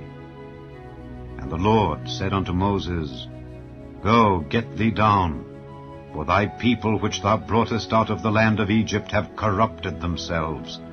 They have turned aside quickly out of the way which I commanded them. They have made them a molten calf, and have worshipped it, and have sacrificed thereunto, and said, These be thy gods, O Israel, which have brought thee up out of the land of Egypt. And the Lord said unto Moses, I have seen this people, and behold, it is a stiff-necked people. Now therefore let me alone, that my wrath may wax hot against them, and that I may consume them, and I will make of thee a great nation.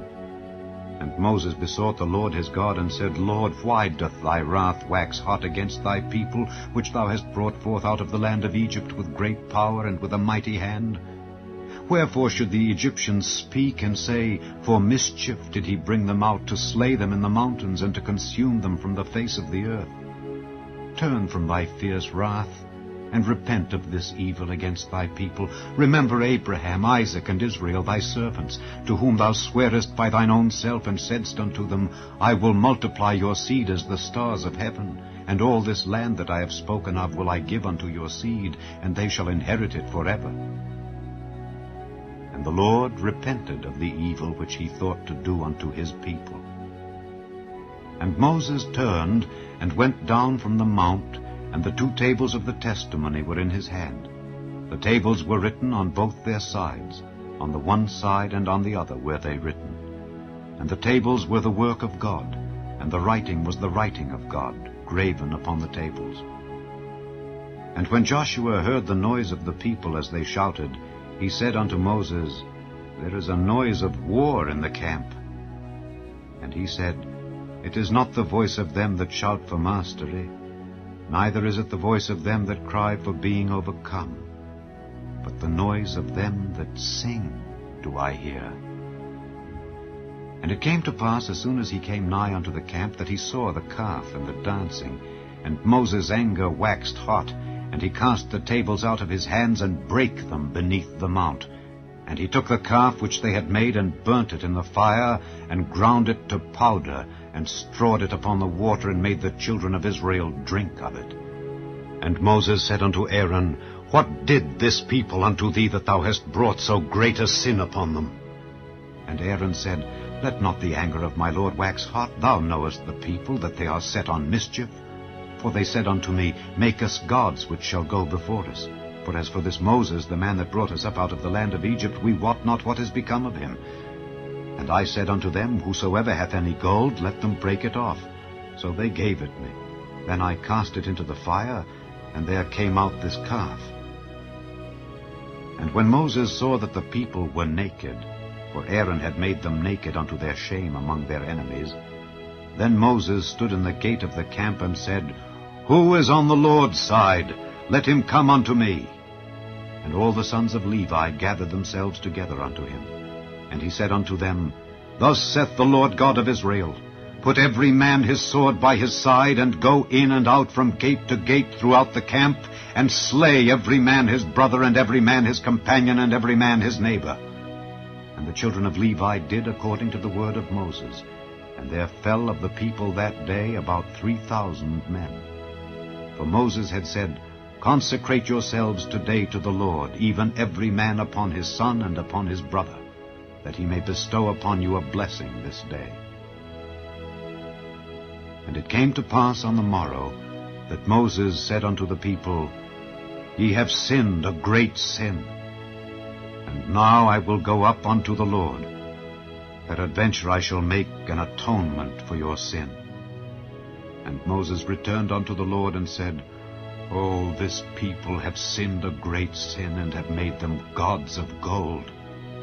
Yet now, if thou wilt, forgive their sin. And if not, blot me, I pray thee, out of thy book which thou hast written. And the Lord said unto Moses, Whosoever hath sinned against me, him will I blot out of my book. Therefore now go, lead the people unto the place of which I have spoken unto thee. Behold, mine angel shall go before thee. Nevertheless, in the day when I visit, I will visit their sin upon them. And the Lord plagued the people, because they made the calf which Aaron made. Chapter 33. And the Lord said unto Moses, Depart and go up hence, thou and the people which thou hast brought up out of the land of Egypt, unto the land which I swear unto Abraham, to Isaac, and to Jacob, saying, Unto thy seed will I give it. And I will send an angel before thee, and I will drive out the Canaanite, the Amorite, and the Hittite, and the Perizzite, the Hivite, and the Jebusite, unto a land flowing with milk and honey. For I will not go up in the midst of thee, for thou art a stiff-necked people, lest I consume thee in the way. And when the people heard these evil tidings, they mourned, and no man did put on him his ornaments. For the Lord had said unto Moses, Say unto the children of Israel, Ye are a stiff-necked people. I will come up into the midst of thee in a moment, and consume thee. Therefore now put off thy ornaments from thee, that I may know what to do unto thee. And the children of Israel stripped themselves of their ornaments by the Mount Horeb. And Moses took the tabernacle, and pitched it without the camp, afar off from the camp, and called it the tabernacle of the congregation. And it came to pass that every one which sought the Lord went out unto the tabernacle of the congregation, which was without the camp. And it came to pass, when Moses went out unto the tabernacle, that all the people rose up, and stood every man at his tent door, and looked after Moses until he was gone into the tabernacle. And it came to pass, as Moses entered into the tabernacle, the cloudy pillar descended, and stood at the door of the tabernacle, and the Lord talked with Moses. And all the people saw the cloudy pillar stand at the tabernacle door, and all the people rose up and worshipped, every man in his tent door. And the Lord spake unto Moses face to face, as a man speaketh unto his friend. And he turned again into the camp, but his servant Joshua the son of Nun, a young man, departed not out of the tabernacle. And Moses said unto the Lord, See, thou sayest unto me, Bring up this people, and thou hast not let me know whom thou wilt send with me. Yet thou hast said, I know thee by name, and thou hast also found grace in my sight. Now therefore I pray thee, if I have found grace in thy sight, show me now thy way, that I may know thee, that I may find grace in thy sight, and consider that this nation is thy people. And he said, My presence shall go with thee, and I will give thee rest. And he said unto him, If thy presence go not with me, carry us not up hence. For wherein shall it be known here that I and thy people have found grace in thy sight? Is it not in that thou goest with us? So shall we be separated, I and thy people, from all the people that are upon the face of the earth. And the Lord said unto Moses, I will do this thing also that thou hast spoken, for thou hast found grace in my sight, and I know thee by name. And he said, I beseech thee, show me thy glory. And he said, I will make all my goodness pass before thee, and I will proclaim the name of the Lord before thee, and will be gracious to whom I will be gracious, and will show mercy on whom I will show mercy. And he said, Thou canst not see my face, for there shall no man see me and live. And the Lord said, Behold, there is a place by me, and thou shalt stand upon a rock. And it shall come to pass, while my glory passeth by, that I will put thee in a cleft of the rock, and will cover thee with my hand while I pass by. And I will take away mine hand, and thou shalt see my back parts, but my face shall not be seen. Chapter 34. And the Lord said unto Moses, Hew thee 2 tables of stone like unto the first, and I will write upon these tables the words that were in the first tables which thou breakest. And be ready in the morning, and come up in the morning unto Mount Sinai, and present thyself there to me in the top of the mount. And no man shall come up with thee, neither let any man be seen throughout all the mount, neither let the flocks nor herds feed before that mount. And he hewed 2 tables of stone like unto the first. And Moses rose up early in the morning, and went up unto Mount Sinai, as the Lord had commanded him, and took in his hand the 2 tables of stone. And the Lord descended in the cloud, and stood with him there, and proclaimed the name of the Lord. And the Lord passed by before him, and proclaimed, the Lord God, merciful and gracious, long-suffering and abundant in goodness and truth, keeping mercy for thousands, forgiving iniquity and transgression and sin, and that will by no means clear the guilty, visiting the iniquity of the fathers upon the children and upon the children's children, unto the 3rd and to the 4th generation. And Moses made haste, and bowed his head toward the earth, and worshipped. And he said, If now I have found grace in thy sight, O Lord, let my Lord, I pray thee, go among us, for it is a stiff-necked people, and pardon our iniquity and our sin, and take us for thine inheritance. And he said, Behold, I make a covenant. Before all thy people I will do marvels such as have not been done in all the earth, nor in any nation. And all the people among which thou art shall see the work of the Lord. For it is a terrible thing that I will do with thee. Observe thou that which I command thee this day. Behold, I drive out before thee the Amorite, and the Canaanite, and the Hittite, and the Perizzite, and the Hivite, and the Jebusite. Take heed to thyself, lest thou make a covenant with the inhabitants of the land whither thou goest, lest it be for a snare in the midst of thee. But ye shall destroy their altars, break their images, and cut down their groves. For thou shalt worship no other God, for the Lord, whose name is jealous, is a jealous God. Lest thou make a covenant with the inhabitants of the land, and they go a-whoring after their gods, and do sacrifice unto their gods, and one call thee, and thou eat of his sacrifice, and thou take of their daughters unto thy sons, and their daughters go a-whoring after their gods, and make thy sons go a-whoring after their gods. Thou shalt make thee no molten gods, The feast of unleavened bread shalt thou keep. 7 days thou shalt eat unleavened bread, as I commanded thee, in the time of the month Abib. For in the month Abib thou camest out from Egypt.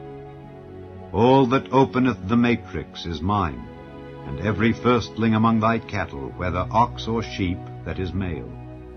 But the firstling of an ass thou shalt redeem with a lamb, and if thou redeem him not, then shalt thou break his neck. All the firstborn of thy sons thou shalt redeem, and none shall appear before me empty. 6 days thou shalt work, but on the 7th day thou shalt rest. In earing time and in harvest thou shalt rest. And thou shalt observe the feast of weeks, of the first fruits of wheat harvest, and the feast of ingathering at the year's end. Thrice in the year shall all your men-children appear before the Lord God, the God of Israel. For I will cast out the nations before thee, and enlarge thy borders. Neither shall any man desire thy land, when thou shalt go up to appear before the Lord thy God thrice in the year. Thou shalt not offer the blood of my sacrifice with leaven, neither shall the sacrifice of the feast of the Passover be left unto the morning. The first of the firstfruits of thy land thou shalt bring unto the house of the Lord thy God. Thou shalt not see the kid in his mother's milk. And the Lord said unto Moses, Write thou these words, for after the tenor of these words I have made a covenant with thee and with Israel. And he was there with the Lord 40 days and 40 nights. He did neither eat bread nor drink water, and he wrote upon the tables the words of the covenant, the 10 commandments. And it came to pass, when Moses came down from Mount Sinai with the 2 tables of testimony in Moses' hand, when he came down from the mount, that Moses wist not that the skin of his face shone while he talked with him.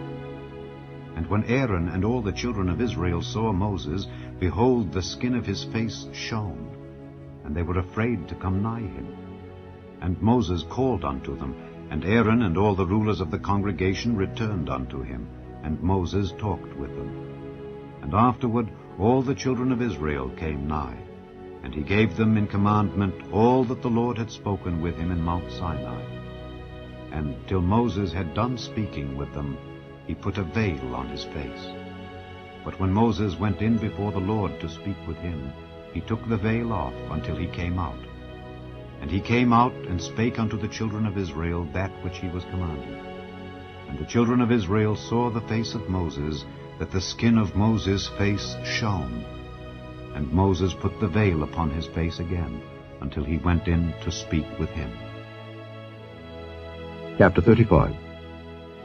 And Moses gathered all the congregation of the children of Israel together, and said unto them, These are the words which the Lord hath commanded, that ye should do them.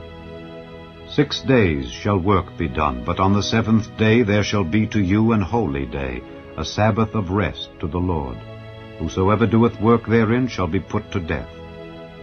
Ye shall kindle no fire throughout your habitations upon the Sabbath day.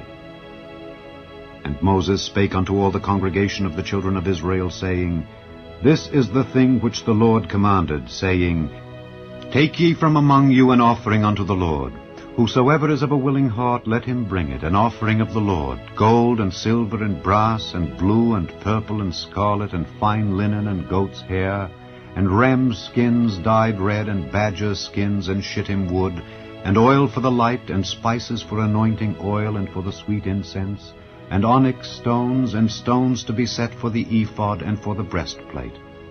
And every wise-hearted among you shall come and make all that the Lord hath commanded, the tabernacle, his tent and his covering, his taches and his boards, his bars, his pillars and his sockets, the ark and the staves thereof, with the mercy seat and the veil of the covering, the table and his staves and all his vessels and the showbread, the candlestick also for the light, and his furniture and his lamps with the oil for the light, and the incense altar and his staves, and the anointing oil and the sweet incense, and the hanging for the door at the entering in of the tabernacle, the altar of burnt offering with his brazen grate, his staves and all his vessels, the laver and his foot, the hangings of the court, his pillars and their sockets, and the hanging for the door of the court, the pins of the tabernacle and the pins of the court and their cords, the cloths of service to do service in the holy place, the holy garments for Aaron the priest, and the garments of his sons to minister in the priest's office.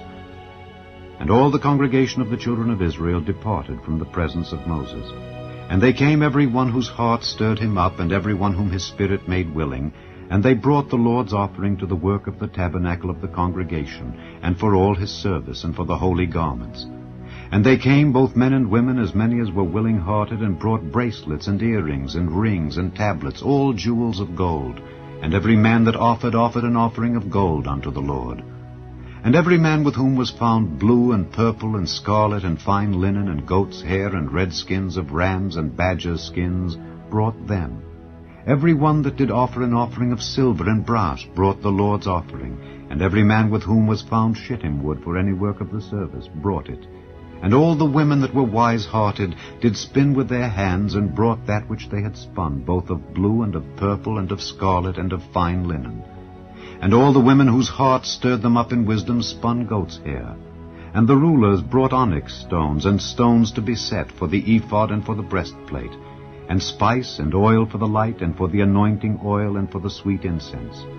The children of Israel brought a willing offering unto the Lord, every man and woman, whose heart made them willing to bring for all manner of work, which the Lord had commanded to be made by the hand of Moses. And Moses said unto the children of Israel, See, the Lord hath called by name Bezaleel the son of Uri, the son of Hur, of the tribe of Judah. And he hath filled him with the Spirit of God, in wisdom, in understanding, and in knowledge, and in all manner of workmanship, and to devise curious works, to work in gold, and in silver, and in brass, and in the cutting of stones, to set them, and in carving of wood, to make any manner of cunning work. And he hath put in his heart that he may teach, both he and Aholiab the son of Ahisamach of the tribe of Dan. Them hath he filled with wisdom of heart, to work all manner of work, of the engraver, and of the cunning workman, and of the embroiderer in blue, and in purple, in scarlet, and in fine linen, and of the weaver, even of them that do any work, and of those that devise cunning work. Chapter 36. Then wrought Bezaleel and Aholiab, and every wise-hearted man in whom the Lord put wisdom and understanding, to know how to work all manner of work for the service of the sanctuary, according to all that the Lord had commanded. And Moses called Bezaleel and Aholiab, and every wise-hearted man in whose heart the Lord had put wisdom, even every one whose heart stirred him up to come unto the work to do it. And they received of Moses all the offering which the children of Israel had brought for the work of the service of the sanctuary, to make it withal. And they brought yet unto him free offerings every morning. And all the wise men that wrought all the work of the sanctuary came every man from his work which they made, and they spake unto Moses, saying, The people bring much more than enough for the service of the work which the Lord commanded to make. And Moses gave commandment, and they caused it to be proclaimed throughout the camp, saying, Let neither man nor woman make any more work for the offering of the sanctuary. So the people were restrained from bringing. For the stuff they had was sufficient for all the work to make it, and too much. And every wise-hearted man among them that wrought the work of the tabernacle made 10 curtains of fine twined linen, and blue, and purple, and scarlet. With cherubims of cunning work made he them. The length of one curtain was 28 cubits, and the breadth of one curtain 4 cubits. The curtains were all of one size. And he coupled the 5 curtains one unto another, and the other 5 curtains he coupled one unto another. And he made loops of blue on the edge of one curtain from the selvage in the coupling. Likewise he made in the uttermost side of another curtain in the couplings of the second. 50 loops made he in one curtain, and 50 loops made he in the edge of the curtain which was in the coupling of the second. The loops held one curtain to another. And he made 50 taches of gold, and coupled the curtains one unto another with the taches. So it became one tabernacle. And he made curtains of goat's hair for the tent over the tabernacle. 11 curtains he made them. The length of one curtain was 30 cubits, and 4 cubits was the breadth of one curtain. The 11 curtains were of one size. And he coupled 5 curtains by themselves, and 6 curtains by themselves. And he made 50 loops upon the uttermost edge of the curtain in the coupling, and 50 loops made he upon the edge of the curtain which coupleth the second. And he made 50 taches of brass to couple the tent together, that it might be one. And he made a covering for the tent of rams' skins dyed red, and a covering of badgers' skins above that. And he made boards for the tabernacle of shittim wood standing up. The length of a board was 10 cubits, and the breadth of a board 1 cubit and a half. One board had 2 tenons, equally distant one from another. Thus did he make for all the boards of the tabernacle. And he made boards for the tabernacle, 20 boards for the south side southward, and 40 sockets of silver he made under the 20 boards, 2 sockets under one board for his 2 tenons, and 2 sockets under another board for his 2 tenons. And for the other side of the tabernacle, which is toward the north corner, he made 20 boards, and there 40 sockets of silver, 2 sockets under one board, and 2 sockets under another board. And for the sides of the tabernacle westward he made 6 boards, and 2 boards made he for the corners of the tabernacle in the 2 sides. And they were coupled beneath, and coupled together at the head thereof, to one ring. Thus he did to both of them in both the corners. And there were 8 boards, and their sockets were 16 sockets of silver, under every board 2 sockets. And he made bars of shittim wood, 5 for the boards of the one side of the tabernacle, and 5 bars for the boards of the other side of the tabernacle, and 5 bars for the boards of the tabernacle for the sides westward. And he made the middle bar to shoot through the boards from the one end to the other.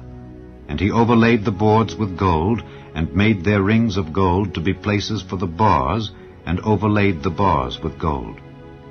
And he made a veil of blue and purple and scarlet and fine twined linen. With cherubims made he it of cunning work. And he made thereunto 4 pillars of shittim wood, and overlaid them with gold. Their hooks were of gold, and he cast for them 4 sockets of silver. And he made an hanging for the tabernacle door of blue and purple and scarlet and fine twined linen of needlework, and the 5 pillars of it with their hooks. And he overlaid their chapiters and their fillets with gold, but their 5 sockets were of brass. Chapter 37. And Bezaleel made the ark of shittim wood. 2 cubits and a half was the length of it, and 1 cubit and a half the breadth of it, and 1 cubit and a half the height of it. And he overlaid it with pure gold within and without, and made a crown of gold to it round about. And he cast for it 4 rings of gold to be set by the 4 corners of it, even 2 rings upon the one side of it, and 2 rings upon the other side of it. And he made staves of shittim wood, and overlaid them with gold. And he put the staves into the rings by the sides of the ark, to bear the ark. And he made the mercy seat of pure gold. 2 cubits and a half was the length thereof, and 1 cubit and a half the breadth thereof. And he made 2 cherubims of gold, beaten out of one piece made he them, on the 2 ends of the mercy seat. 1 cherub on the end on this side, and another cherub on the other end on that side. Out of the mercy seat made he the cherubims on the 2 ends thereof. And the cherubims spread out their wings on high, and covered with their wings over the mercy seat, with their faces one to another. Even to the mercy seatward were the faces of the cherubims. And he made the table of shittim wood. 2 cubits was the length thereof, and 1 cubit the breadth thereof, and 1 cubit and a half the height thereof. And he overlaid it with pure gold, and made thereunto a crown of gold round about. Also he made thereunto a border of an handbreadth round about, and made a crown of gold for the border thereof round about. And he cast for it 4 rings of gold, and put the rings upon the 4 corners that were in the 4 feet thereof. Over against the border were the rings, the places for the staves to bear the table. And he made the staves of shittim wood, and overlaid them with gold to bear the table. And he made the vessels which were upon the table, his dishes and his spoons and his bowls and his covers to cover withal, of pure gold. And he made the candlestick of pure gold. Of beaten work made he the candlestick. His shaft and his branch, his bowls, his knops, and his flowers were of the same. And 6 branches going out of the sides thereof, 3 branches of the candlestick out of the one side thereof, and 3 branches of the candlestick out of the other side thereof. 3 bowls made after the fashion of almonds in one branch, a knop and a flower, and 3 bowls made like almonds in another branch, a knop and a flower. so throughout the 6 branches going out of the candlestick.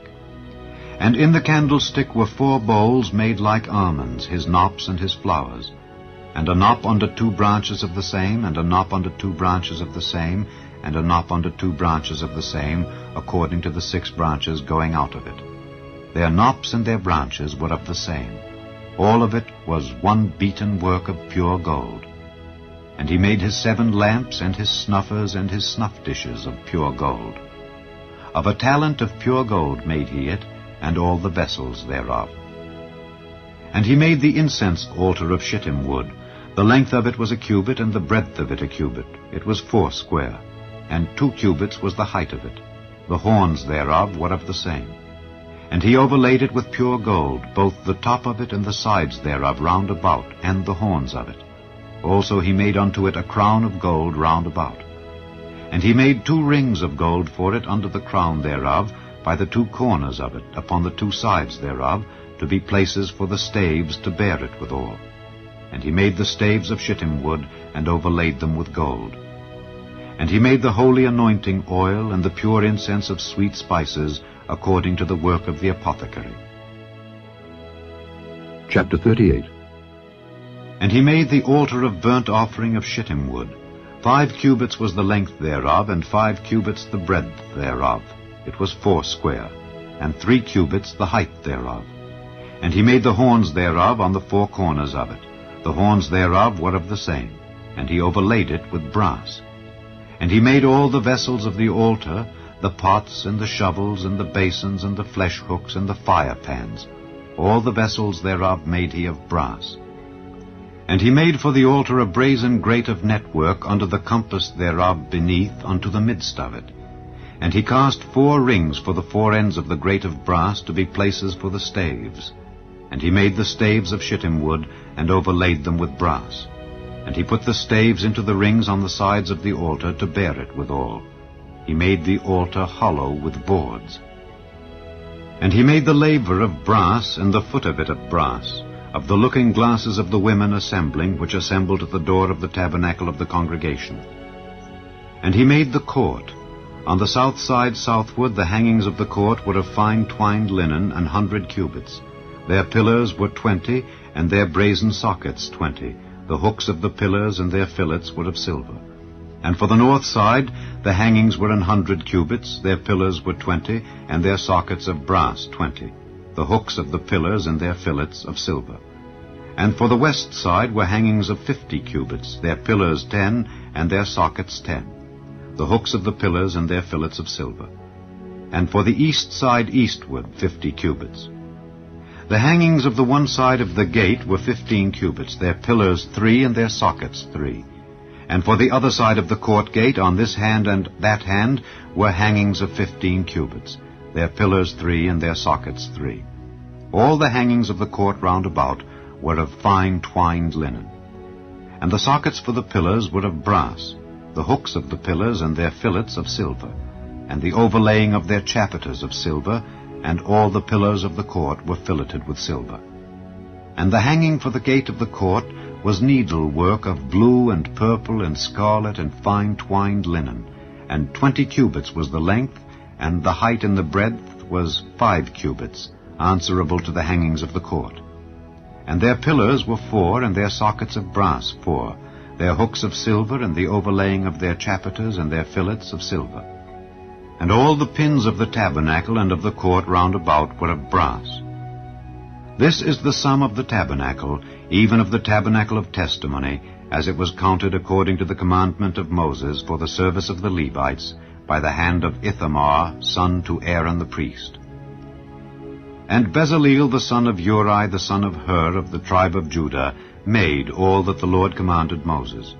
And with him was Aholiab, son of Ahisamach, of the tribe of Dan, an engraver and a cunning workman, and an embroiderer in blue and in purple and in scarlet and fine linen.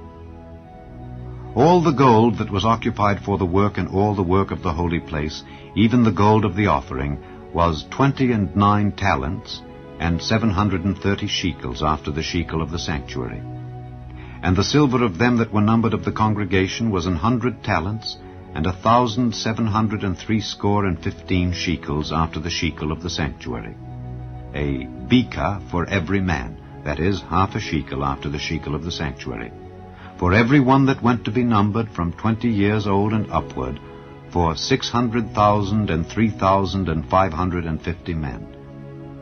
And of the 100 talents of silver were cast the sockets of the sanctuary and the sockets of the veil, 100 sockets of the 100 talents, a talent for a socket. And of the 1,775 shekels he made hooks for the pillars, and overlaid their chapiters, and filleted them. And the brass of the offering was 70 talents, and 2,400 shekels. And therewith he made the sockets to the door of the tabernacle of the congregation, and the brazen altar, and the brazen grate for it, and all the vessels of the altar, and the sockets of the court round about, and the sockets of the court gate, and all the pins of the tabernacle, and all the pins of the court round about. Chapter 39. And of the blue and purple and scarlet they made cloths of service to do service in the holy place, and made the holy garments for Aaron, as the Lord commanded Moses. And he made the ephod of gold, blue and purple and scarlet, and fine twined linen. And they did beat the gold into thin plates, and cut it into wires, to work it in the blue, and in the purple, and in the scarlet, and in the fine linen, with cunning work. They made shoulder pieces for it to couple it together. By the two edges was it coupled together. And the curious girdle of his ephod that was upon it was of the same, according to the work thereof, of gold, blue, and purple, and scarlet, and fine twined linen, as the Lord commanded Moses. And they wrought onyx stones enclosed in ouches of gold, graven as signets are graven, with the names of the children of Israel. And he put them on the shoulders of the ephod, that they should be stones for a memorial to the children of Israel, as the Lord commanded Moses. And he made the breastplate of cunning work, like the work of the ephod, of gold, blue, and purple, and scarlet, and fine twined linen. It was foursquare. They made the breastplate double. A span was the length thereof, and a span the breadth thereof, being doubled. And they set in it 4 rows of stones. The first row was a sardius, a topaz, and a carbuncle. This was the first row. And the second row an emerald, a sapphire, and a diamond. And the third row a ligure, an agate, and an amethyst. And the fourth row a beryl, an onyx, and a jasper. They were enclosed in ouches of gold in their enclosings. And the stones were according to the names of the children of Israel, 12, according to their names, like the engravings of a signet, every one with his name, according to the 12 tribes. And they made upon the breastplate chains at the ends of wreathen work of pure gold. And they made 2 ouches of gold and 2 gold rings, and put the 2 rings in the 2 ends of the breastplate. And they put the 2 wreathen chains of gold in the 2 rings on the ends of the breastplate. And the 2 ends of the 2 wreathen chains they fastened in the 2 ouches, and put them on the shoulder pieces of the ephod before it. And they made 2 rings of gold, and put them on the 2 ends of the breastplate upon the border of it, which was on the side of the ephod inward. And they made 2 other golden rings, and put them on the 2 sides of the ephod underneath toward the forepart of it, over against the other coupling thereof, above the curious girdle of the ephod. And they did bind the breastplate by his rings unto the rings of the ephod with a lace of blue, that it might be above the curious girdle of the ephod, and that the breastplate might not be loosed from the ephod, as the Lord commanded Moses. And he made the robe of the ephod of woven work, all of blue.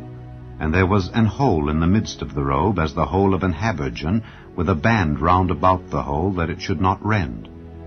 And they made upon the hems of the robe pomegranates of blue and purple and scarlet and twined linen. And they made bells of pure gold, and put the bells between the pomegranates upon the hem of the robe, round about between the pomegranates, a bell and a pomegranate, a bell and a pomegranate, round about the hem of the robe, to minister in, as the Lord commanded Moses. And they made coats of fine linen of woven work for Aaron and for his sons, and a mitre of fine linen, and goodly bonnets of fine linen, and linen breeches of fine twined linen, and a girdle of fine twined linen, and blue and purple and scarlet of needlework, as the Lord commanded Moses. And they made the plate of the holy crown of pure gold, and wrote upon it a writing like to the engravings of a signet, Holiness to the Lord.